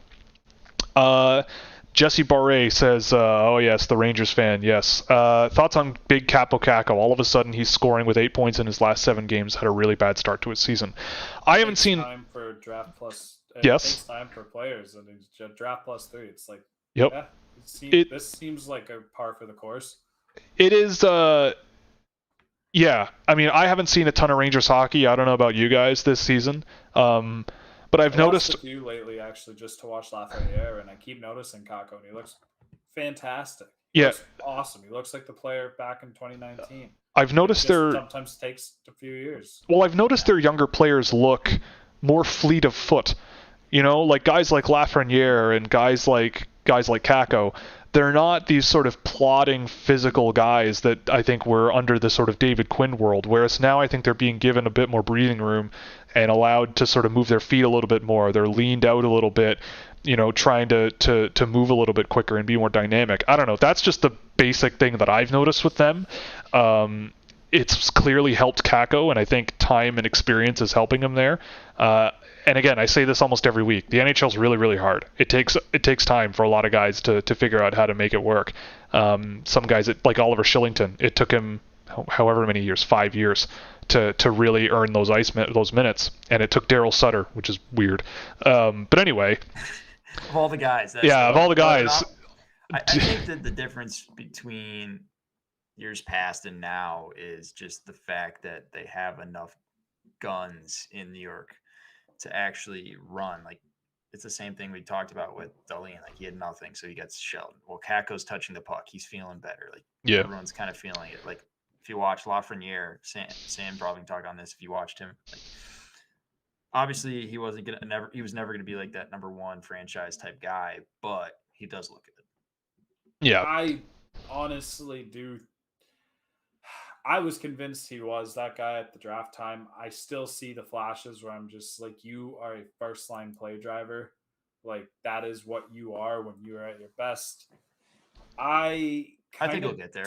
Yeah, I think he will too. I watched him. I still saw some of the problems from last year. Still saw a lot of what I loved in junior though. Also see just him doing good things and players not being smart enough to know what he's doing. Yeah. That sometimes is just a problem when you think the game on that like 99th percentile that he arguably might be thinking it at. I don't know. I don't watch a lot of Rangers hockey, and it's just a pure coincidence that I watched them lately. So well, that worked out. It did. I wanted to revisit, but like I want to back in the spring. He seems like Tyler Seguin to me. Yeah, like, maybe. He's just working his way up the lineup, and like he'll eventually be a first line player and a damn good one at that. Yeah. It's just what I said about Kakko. It takes time, man. Yeah. Okay, so Austin Brass of the Scouching Discord server representing, he's asking about evaluating skating. Keeping it simple by saying, how do you do it, and what are red flags, and does size impact the importance of certain skating attributes? So... Who wants to tackle that one first? Oh, sure, I'll jump. Yeah, are we gonna be here until midnight? Like, no, this could take a while. I think all three of us are pretty much on the same page with this one, and it's just how do you do it? I don't look at the actual skating itself. I look at the mobility and how they move around the ice. That's what's more important. Are they getting to the spots they need to be, or are they using their skating in practical ways? And, you know, like certain biomechanics might be off or little details here and there, and it could be annoying or frustrating to see, or you could see little potential limitations caused by it. But I think it's also really easy to hyper-focus on them and kind of lose sight of the bigger picture, which is, well, are they using their feet right? Because I remember so many people were fading Cole Sillinger last year because they're like, look at those feet. And it's just like, well, look at him now. I am definitely on the bus, and I've gotten a lot of crap for this, of being like skating is one of the most overrated things at the draft table. I just think that you need to have clean feet, and like you said, Sam, you need to get to your spots, and if you have those two things, then it's a matter of strength. And the skating coaches and the lengths they go to improve their skating these days, like very rarely does it hold a player back if they're getting to their spots in junior. Like you can see they're not getting to them in juniors, like, yeah, that's a flag, but otherwise, like, for the most part, I think skating's way overrated. I mean, there's definitely benefits to being a better skater, just like having better shots. Yeah. Way better. Or being big, you know? Like there's Cale Makar who could just like dominate the game through his feet. Obviously, there's exceptional value in that, but there's just exceptional value in every single trait when it's executed at that high a level. Like, he can apply it to do a bunch of different things, but at the end of the day, honestly, that's just Cale Makar's mind. You could put the same skating ability on a lesser mind, and you don't have Cale Makar. And at the end of the day, it's just like, well, then what's the point? Skating is only as good as you can use it, just like any other tool. So how you evaluate it, I guess, getting back to that original question, for me, it's just a matter of, are you getting to your spots? And then secondly, it's just coaching to clean up like a pivot. Like, we don't need to be doing crossover pivots. We need to be doing heel-to-heel stuff. Like, I think when I'm evaluating skating, it's a matter of, does this person pick up their feet enough, yay or nay? That's like the one thing I feel like players have a really hard time to do later in their careers, being able to pick up their feet. Like Owen Power, if you go back to watching him in the original USHL, like that's something he struggled with. Now I know from inside sources, like that's something he's worked incredibly hard on, is just literally at that size being able to pick his feet up. Like, he's had it for a long time, and he's figured it out early enough to fix that problem. Like, a lot of guys just struggle to do so. Like, that's the one red flag I don't like, is when guys don't pick up their feet enough, and it's just slowness of foot. Yeah, I mean, I think the thing that I've kind of rested on recently is Like, just calling it skating is almost a misnomer. Like, it's not... You're doing a disservice to what you're supposed to be evaluating. So many things when I look at what a player's skating is like is what situation are we talking about, right? Like, are we talking about a defenseman's ability to pivot from forwards to backwards to cover changes in play? Are we talking about a defenseman's ability to cut into the ice with their stops and change angles and change directions and generate speed in the complete opposite direction that they were skating a fraction of a second before? You know, like, we're talking about, are they carrying the puck up the ice using crossovers? Are they carrying the puck up the ice using just raw brute strength and forward strides? Like, how are they generating the results that they generate? So I get the feeling that with skating, quote unquote, I almost think about it as like, well, forget about boiling it down to that simple. Just think about in what situations are the players most comfortable, right? Like, and why. So I don't get too tied up in the real mechanics of it. I do think there is value in efficiency and making sure that a player's skating stride is efficient and not overworking themselves or overloading muscle groups that shouldn't be overloaded. And that definitely, there are things that you can pick out that you can work on. But in terms of talent evaluation, I definitely don't think about it as skating. It's why I don't have a skating category in my videos. It's boiled down to just move. How does the player move around the ice and manage pressure? That's another thing. You can be the best skater in the world, but if you've got a 6'5" Brian Boyle style defensive center draped all over you, what do you do then? Do you use skating to escape that situation? Maybe, but how? Do you try to forward push your way out of that situation? Do you cross over out of that situation? Do you spin back? Do you use a combination of those things?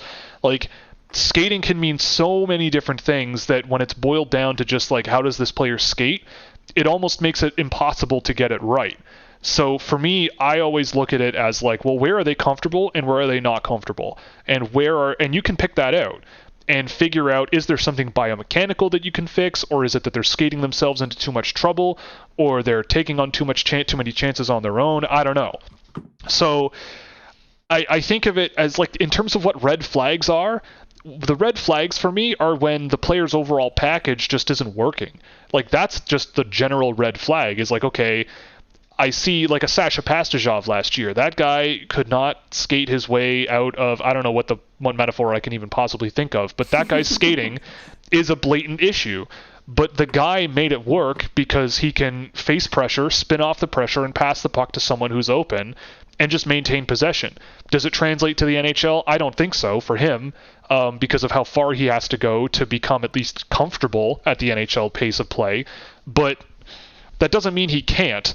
So, but it was a red flag to me with him specifically, where it's like, well, I see the production and I can see why some people would have him in their first rounds or something if they're counting points, but I just don't buy it.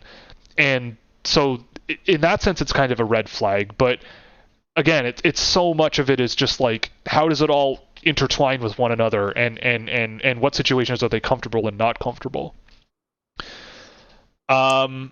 Perfect. Perfect. So we have a question also. Thoughts on Jack Quinn, currently leading the AHL in both points and goals. So I just looked him up. He's shooting 23.4% in the AHL this season so far. And I just looked on Instat, so grain of salt. He has currently got the fourth worst shot attempt differential on the team at even strength this year. So I don't mind Jack Quinn. I have all the hope in the world that he becomes a scoring forward in the NHL. I can definitely see it. But the guy's shooting 24% in the AHL right now, and I don't know. Does that break out what he's shooting? It's like, I feel like I remember him seeing a lot of power play time early, and he's getting a lot of points there. So does it break that out for you? Yep, I can do that. I just remember, like with Jack Quinn, the thing was, I was never super taken with him. So he's got 12 even strength points, which is pretty impressive. And that's in 17 games. Like, that's good. But again, he's shooting a huge shooting percentage. He's got 10 points on the power play. Anyway, but the thing about him, like, I thought a lot of the holes in his game were exposed at the World Juniors last year. Like, he got completely shut out. He was playing spare forward minutes. Like, you can just tell that when things get ratcheted up and the pace of play increases, he becomes less effective. He's got a great shot, and if you put him in a position to use his offensive tools, he can be great.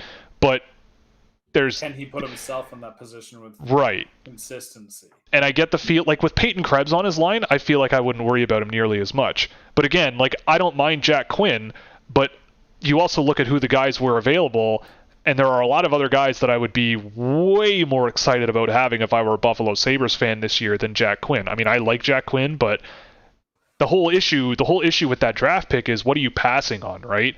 Like, that's the big problem, right? And so I don't know. I'm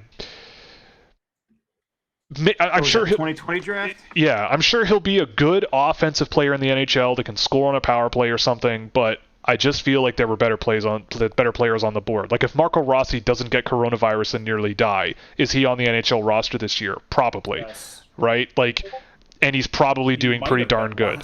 Because after the season he just had and the season he's having now, it's one of the most incredible stories in hockey, I think. Like, maybe that's my bias showing, but the guy thought he was literally going to die. And, you know, like, doctors had to force him not to play. And he missed a bunch of time, got hurt again this year, got hurt, I think, again. Like, he's just been dealt so many shitey hands, and he's figuring it out. Like, if all of this stuff hadn't happened, I wonder where he would be right now. And we'll see what happens. I mean, if anyone's ever going to come back from such a terrible season like that, it's going to be him because of how hard he works. But I don't know. But Jack Quinn, like, it's an impressive season, but there's data points that you might be able to poke holes in with. Yeah, I think Holtz was the other one. He went right before him, and that was also terrible and questionable. Questionable. I feel like at 8, like, Rossi, like, everyone agrees, like, Rossi probably should have been top 6. Yeah, probably. Oh well. But if you look at the other, if you take Rossi's name out, is it that crazy nowadays? Well, I mean, here's who you had to pick from. It was I had John Askarov, Lundell, Jarvis, Holloway, Amarov, Gooley, Reichel. I would take Amirov. Every single one of those guys from 9 to 15 over Quinn on draft day, and I probably would still do it now. And probably the other one was, I had Peterka ranked higher.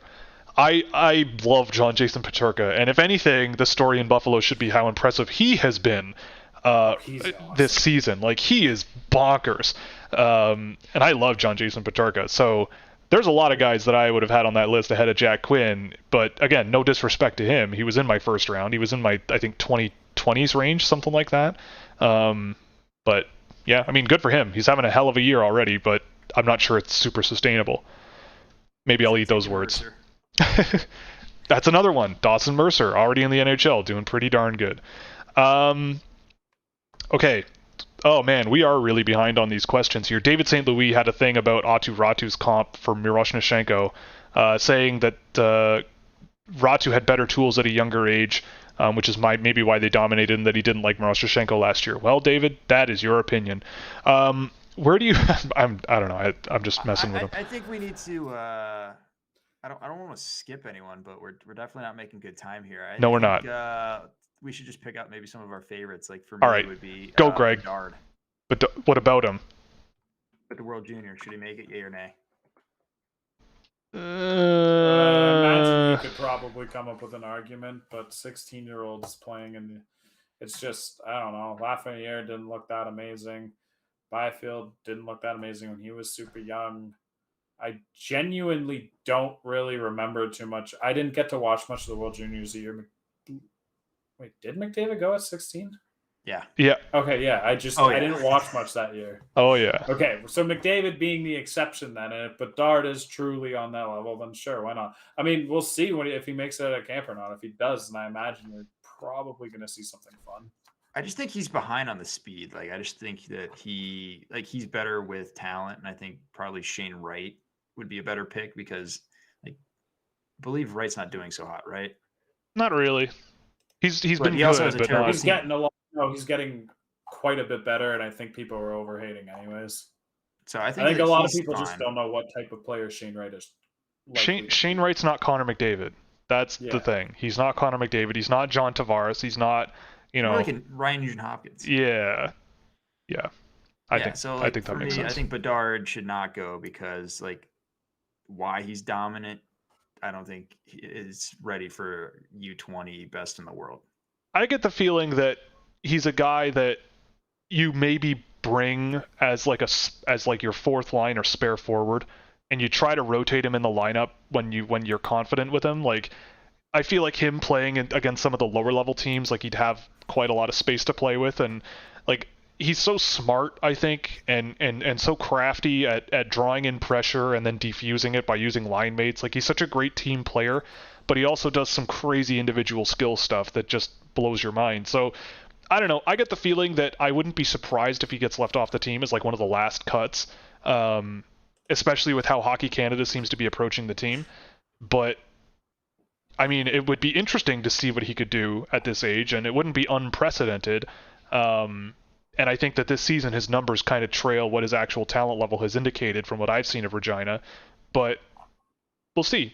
I don't know. I wouldn't be surprised.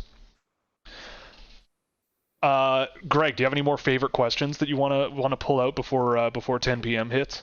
Couldn't be the one that said thoughts on Cole Perfetti this season in the AHL. Definitely Okay. not one of my favorites. Well, you go railed on this first. so many No, times. we're gonna be here till 11. I don't think we've railed publicly. You came in hot to the Google Meet call before the stream and dropped in hot with Cole Perfetti. Fire So going. tell us, the audience, what you told us, the co-hosts. Oh yeah, and like, I'm not saying he's a bad player. Like, he's going to be an NHL player. I just don't see the talent level of like a really good first liner or even a first liner. Like, I think he's a middle six guy who drives play in the right direction, but he's going to take a little bit longer. He doesn't have that factor that really pushes him over the top like you get from an Ehlers. Like, he's a wicked smart guy, so maybe he ends up being like, I'm a huge Lars Eller fan, like a Lars Eller-esque, like just really smart, knows his job, doesn't overextend himself. Like, I see that kind of player. I don't see someone who's like a Lucas Raymond where he creates stuff for others very well. Like, I think he's very good at taking what is given here and there. He'll jump in, but I'm never wowed like, oh man, this guy's gonna make an impact and continue to do it. I just think that a lot of his stuff seems soft to me, but like I thought the same thing about Cam Atkinson. Like, a lot of his stuff is very soft. Like, it just doesn't seem that great. I like to think I'm usually right, but maybe I'm wrong here. I think Cole Perfetti is a good example of a guy who doesn't have the best set of feet under him, but makes up for it more than enough elsewhere. Like, I don't know. I was impressed with him when I was tracking him a couple of years ago because he managed to maintain control so often moving offensively without necessarily being the most remarkable skater. He still managed to be efficient, and he was creating a ton. Like, he spins off pressure super well. Again, like, the question could be, well, can he do it in the NHL? I don't know, but he's doing it pretty well in the AHL right now. Not that that's a guarantee.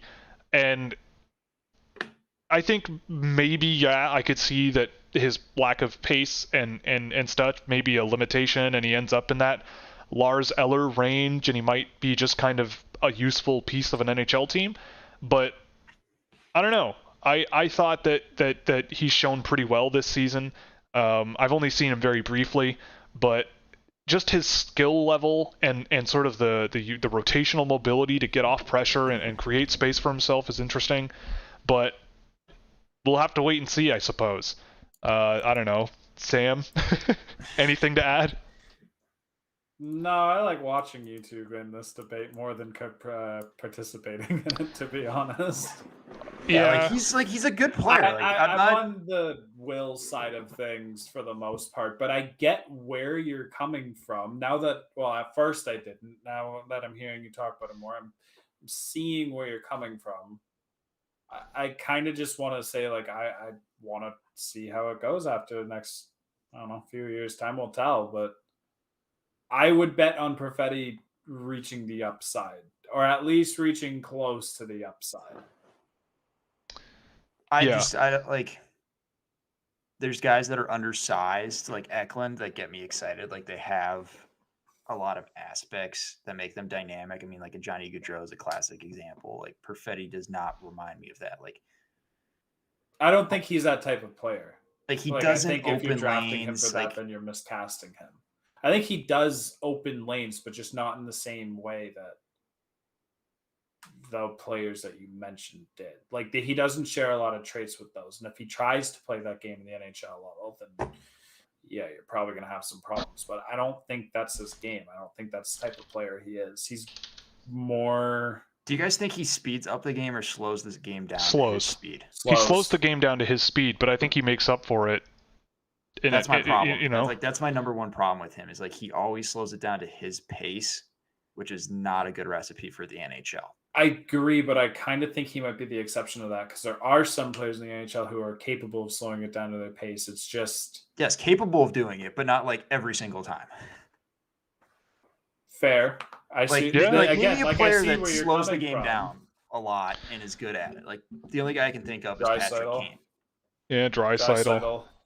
I mean, I'm not going But to say Perfetti's but where does Draisaitl. Draisaitl kill you? Like he kills you based on his offensive zone movement where he gets lost and he has a killer one-timer and his rush skills are absolutely elite. Like Perfetti's like rush skills are okay, but they're not elite. I'm trying to think of other ones. I just don't see the tools to make up for where he's bad. Like maybe he suddenly becomes a freak athlete, but I don't see that happening. Like I said, like my upside for him is maybe he gets to the second line by the time he's like 23, 24. I see him. I saw this mentioned once, and I just keep seeing it more. I don't like player comparisons because I don't know. Insert one of 10 valid reasons here, but I see Nick Suzuki in him a little bit.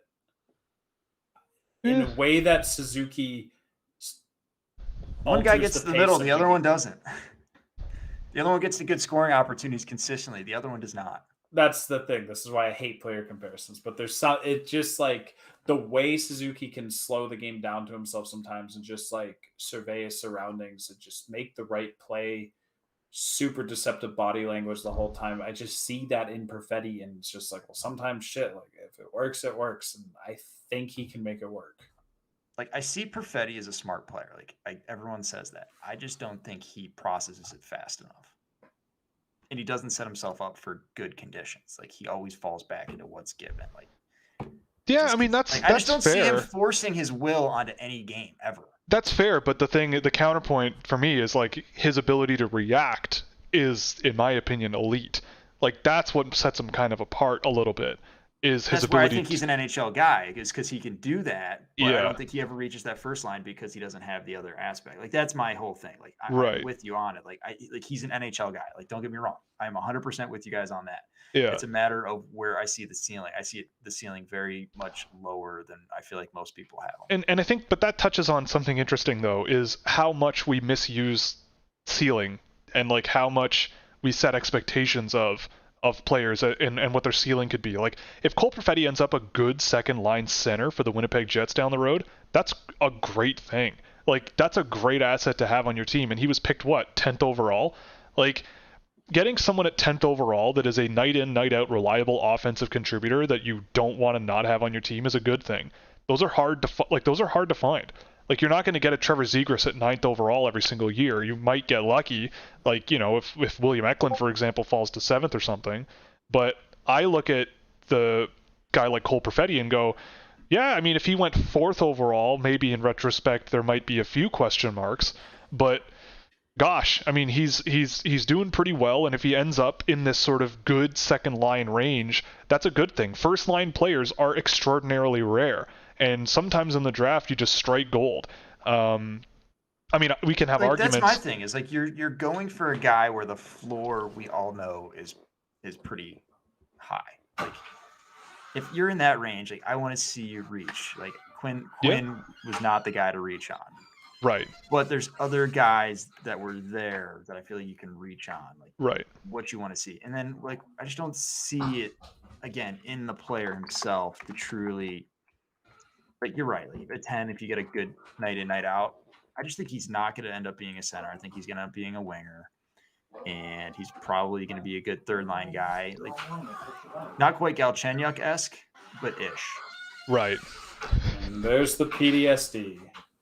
Yeah, the Galchenyuk PTSD. Sounds like a good point to move this along. Yeah. Greg, did you spot your next target, or do you want me to pick one?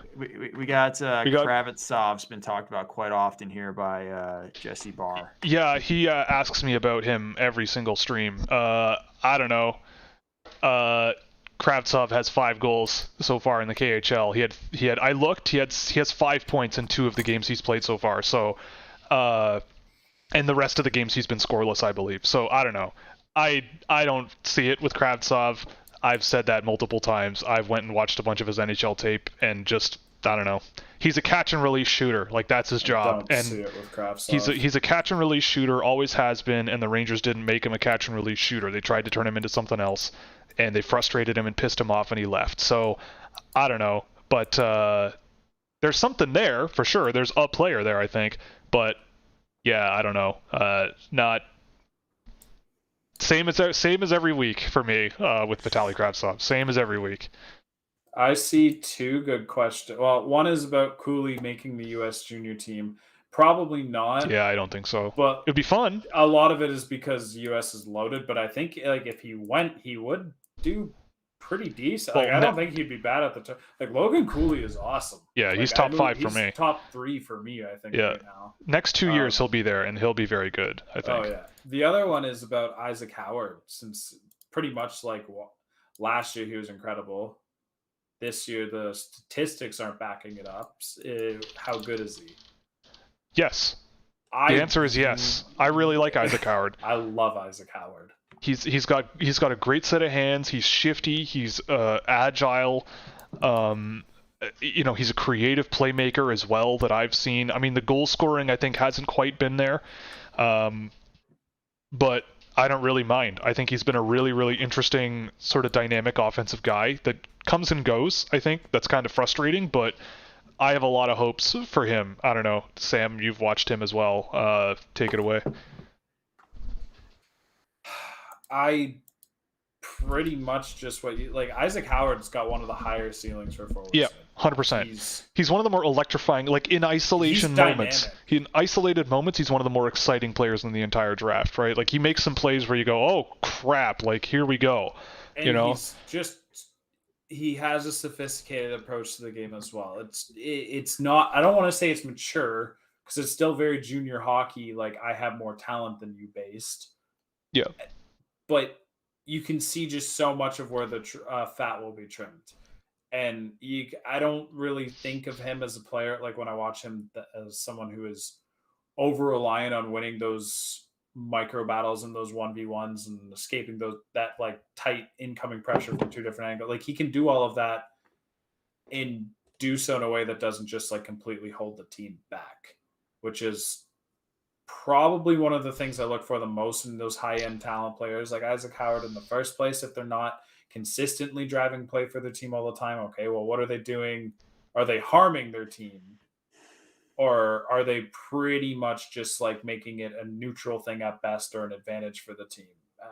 Or neutral at worst, an advantage for the team at best. And I think Howard fits that description pretty well. The upside is monstrous. I won't say it's Logan Cooley high, but it is. It's high. It's high. He's extremely talented.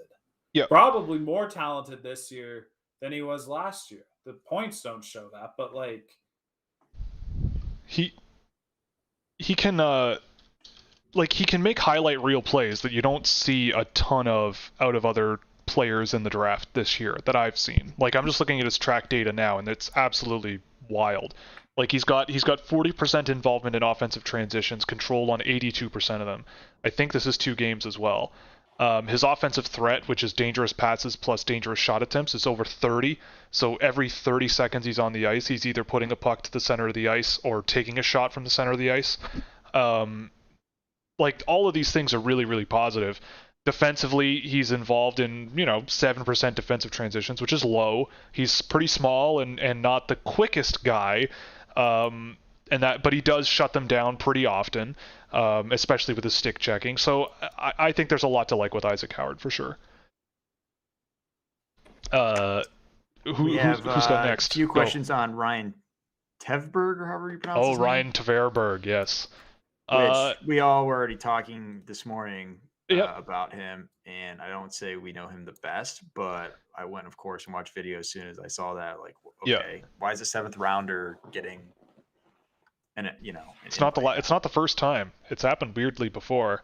I just feel like he's aligning with Canada's, like, we're just going to out-grind you and out-effort you type. 100%. Like, that's what he seems like. Obviously, he didn't make the roster yet, but even just getting the invite, like, that just seems like the vibe Canada's giving off this year. Right, and if you, like, and if it comes to... It seems kind of silly, but if you come down to Connor Bedard on your 4th line and Ryan Tverberg, I could see the argument that you skip out on Connor Bedard. Like, you just put a guy on your 4th line who is a 4th line player. Like, he's a hard-working, gritty guy who can shoot the puck. Like, he does have some offensive tools, but his job is basically just go out, grind the game down, and if you find some space in the offensive zone, then let it rip, And I think that's perfectly reasonable, whereas with Connor Bedard, if he doesn't bring you that grindy style game on the bottom 6, which if that's what Hockey Canada wants, then that's what Hockey Canada wants, then you're not going to bring him, right? Like, you're going to bring the guy who can do that and do it well. So, I mean, I don't mind Tverberg. He is off to a heck of a start in the NCAA this year. I mean, he's outperforming what I expected of him for sure. But yeah, I don't know. We'll see if he makes the team in the first place, but I wouldn't be surprised to see him make it as like a depth forward on that team. Yeah, like the last guy. Yeah. The question about Matt Savoie being, is he the offensive play driver for the Winnipeg Ice, or is he just playing with a really good team? And I think Savoie is very clearly, well, it's both. Yeah, both. The answer is both, but like if I had to pick one for when he's on the ice, he's the play driver. Like, Matt Savoie is ridiculous. I will say that he could be ridiculous. He is very talented. The only hole in his game that I can really say that concerns me is that he doesn't get inside for his own shots. Especially with the puck on his own stick. Like, he is a pretty good transition driver, not super heavily involved, but pretty good at it. But in the offensive zone, he's a great perimeter playmaker and such a great passer in the offensive zone. But getting pucks inside and shooting them himself, which he can shoot the puck like very few others, he just seems to have struggled with that from what I've seen. But the potential with him is enormous, I think. I agree, and I've only seen him skate like twice. And, he's so dynamic. He's a bus driver and a dang good one at that. Yeah. I think outside of maybe like Lambert and Cooley have this argument as well. Maybe a few other players. I don't have the list in front of me, so I'm mostly just going off of memory right now. But I think you could argue, moving flaws be damned, that Savoie is probably one of the most dynamic, if not the most dynamic forward in the draft at times. And I watch him and I agree with the doesn't get his own shot in the center of the ice, but I'm not really concerned about it because there is development after the draft and he can do everything already. He has all the tools and he knows how to use them. He's just not doing them. He's just not using them to do that yet. I don't really know why, but he's so smart in other situations where it's just like, I don't think it's hard for a coach to just be like, hey, Matt, we want to really work with you on just getting on the inside with a puck on your stick and getting those shots off. He's going to be like, no, my game is better the way it is. So on that note, someone asked, are we surprised he didn't get invited to camp for Team Canada? And my answer to that is no. I'm not surprised. I'm not surprised on two fronts.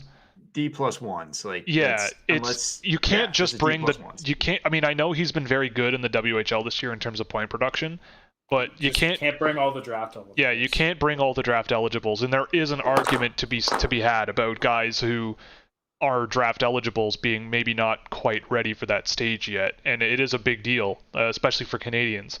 I mean, I also see why some people don't have Matt Savoie as high as people like Sam and I. I absolutely can see it. He is. I mean, if Hockey Canada, well, don't listen to Sam. He's a dummy. If you watch Matt Savoie play, like, it pains me to say it, but he is pretty soft defensively. he does kind of have an inability of really shutting down defensively, and he's a center. Like, I think he's at his best playing up the middle and as an offensive center. But Hockey Canada, I don't think, with this tournament, is very interested in those types of players, especially if they're 17 years old. I think that they're looking at it and going, there's a litany of other players that we trust more that we can put on this team right now. Savoie can go next year. He can go into the year after if he's there. But the argument for me is, well, if he's not in your top 6, where is he going to play? Because I don't think he's a good bottom 6 option. And just don't have the headache and don't bring a guy that you don't think is going to make the team. Again, it's like you could say, yeah, I'd rather have Matt Savoie than Ryan Tverberg, sure. But if you're talking about team construction, Tverberg on your 4th line makes a lot more sense than Matt Savoie on your 4th line, in my opinion. So, yeah, I'm not particularly surprised. It's unfortunate, but I'm not surprised. It's about winning this year at this time with the players that are at this stage where they are now, not where they're going to be. Yeah, it's about winning. Yeah. Just win, You're baby. trying to win now, not win later. You know, yeah. It's short window. Exactly. We got time for one more question. So, does anyone have any ready to go, or do we just pick one, or do we just call it a night? I think Sam should ask us a question, since he knows us so good, and then he can watch the entertainment that is Will and Greg going back and forth, so he can enjoy the rest of his night off. Well, Greg, have you ever watched Josh Roy? Can't say I have. Oh, okay, well done. Next. Damn it. You tried. I mean, if you really need to fall back on something, Emil Andre all day. Oh, yeah, you know what? Do the Emil Andre God. thing. I've actually been waiting to hear this, so amuse both the fans and me. Because, please. All right, Will can start on this one. Okay, so I will admit that I have not seen enough of Emil Andre from this specific season to have enough ammunition to go at Greg on this. But I see Emil Andre, and I have never felt that he projects extremely well to the NHL. I mean, it sounds simplistic, but if I'm looking at a 5'9" defenseman, especially one that plays like physical first, like Andre does a lot when I've seen him, I want to see him moving really, really well around the ice, like 4-way mobility, fluidity, transitioning from one direction to the next, really being able to transmit body weight into an opponent for a body check, and being able to manage the puck effectively. I haven't really seen that out of him. He's playing on a team that should not be in the Allsvenskan. They should be in the SHL, and I remember watching him in the SHL last year thinking that he was a little bit outmatched. He was smaller than everyone else. He was slower than a lot of the guys. And again, like, I wasn't surprised that he slipped in the draft to where he did, and we'll see what happens, but I just see a lot of things where if he were 6'2" or 6'3", I think there would be a lot more time for me with him, and I know that's a stupid argument because it's just boiling it down to size, but just based on his traits and how he plays, I just don't know what his trajectory is. But Greg, tell me I'm wrong. Well, first off, a 5'9" puck-moving defenseman that Will doesn't like, it's kind of a wow thing that you don't like him. So I'm a little concerned in my argument. I've drank the Kool-Aid. The Kool-Aid is drunken. But for me, he just does so many things that no one else can do. It's kind of like Darlene, where you're like, who else in the world can possibly pull that off? Interesting. When he loses his confidence, I mean, you're spot on. Like, he's awful and terrible, and there's a lot of problems that seep up in his game. But when he's feeling himself even just a little bit, he does things that no one else can do. The one concern I do have, and I'll give it to you, is how he plays the game with his size. Like, I wrote a piece on my newsletter, the Hockey IQ newsletter. Like, when he goes to hit a guy, like, it's not to seal it off and take the puck. It's like to actually shock that puck free, and then half the time he has no idea where it's at. That's my concern. That being said, what he does amazingly well is move the puck and make decisions and process the game. Like, he's got really good in tight hands that I think are pretty much second to none, especially in that current league that he's at. He makes things happen. Like, he's just such a smart player that he seems to always figure out a way to influence the game. He's consistently discouraging passes. Like, he's pretty proactive. He's definitely not a perfect player. Like, I had him end of the first round-ish type. player. So we just disagree. That's all. Yeah, we disagree on some levels. I just think that he's going to be a solid second line guy. Like, I think that he's going to overcome a lot of issues that he has. My major concern would be Philadelphia's development system. Fair enough. Well, I think that's solid. That serves as a good teaser, because I think we're going to try to put together a written thing for McKean's going back and forth on Emil Andre. I just have to get off my ass and start tracking some data on him. I've been slow, but hopefully I'll be able to do that this week. So I think that'll be it for this evening. That is 2 hours almost right on the dot. So thank you very much for your time, fellers. We'll see you around. Where can we follow you if people are not already, which they should? Twitter at Sam_McGilligan. Is that even right? Yes, that is right. Sam_McGilligan. And I do have a Substack that I haven't written anything for since the 21 draft. It's not that I forgot about it. I'm prepping a bunch of stuff for when people actually, start paying attention to the draft again. Fair point. Because it feels like it would be wasted content to release it right now when like 8 people would probably read it and 4 would actually finish it. Rightfully so, because it's freaking December. Who's looking for this stuff? But that will be coming down the line, probably starting in about a month or so. And then you can follow me at Twitter. Yeah, that's my favorite spot because I like to write words. At Coach Revak, REVAK. And then I've got a newsletter, the Hockey IQ newsletter. You search Hockey IQ and newsletter, you'll find it right away. And can't wait to have Will suddenly come on the newsletter at least one time and tell us how to actually watch these prospects properly, because clearly I'm wrong on quite a few. Whoa, don't be so hard on yourself. It's okay. I'm wrong a lot too. Don't worry about it. You know what? The one thing that we can agree on and we're both right on, Lucas Gustafsson. Yes, Seamus Casey, baby, all day. And Seamus Casey. Seamus Casey. Seamus Casey until I die. Ride or die. He will be a number 1 defenseman in the NHL at some point. Yep. It's a matter of when, not if. It's going to be awesome. I can't wait to see him go in the second round. I have him top 5. That idea is just ridiculous to me, and it's going to happen. Yeah, it's going to happen, so be ready. He's so much fun. Anyway, no, all right. There's no way does the Leafs have a first-round pick this year? Yeah. There's no way he gets by the Maple Leafs. 0% chance. That would be quite a pickup, but we'll have to wait and see. Anyway, thank you guys very, very much for coming in. We'll probably do this again. I don't know. Once a month seems fun, but maybe we'll do it more often. But thank you very much for joining me, and for all the viewers, thank you very much. Oh yeah, and for all the viewers, like I said, no stream next week. I am off all next week, so the week after I will be back, and we'll do another one of these. So if you did not have questions answered, I apologize, but bring them back next week, or just ask them on the internet. And one of us will answer. So thank you very much, and we'll see you in a couple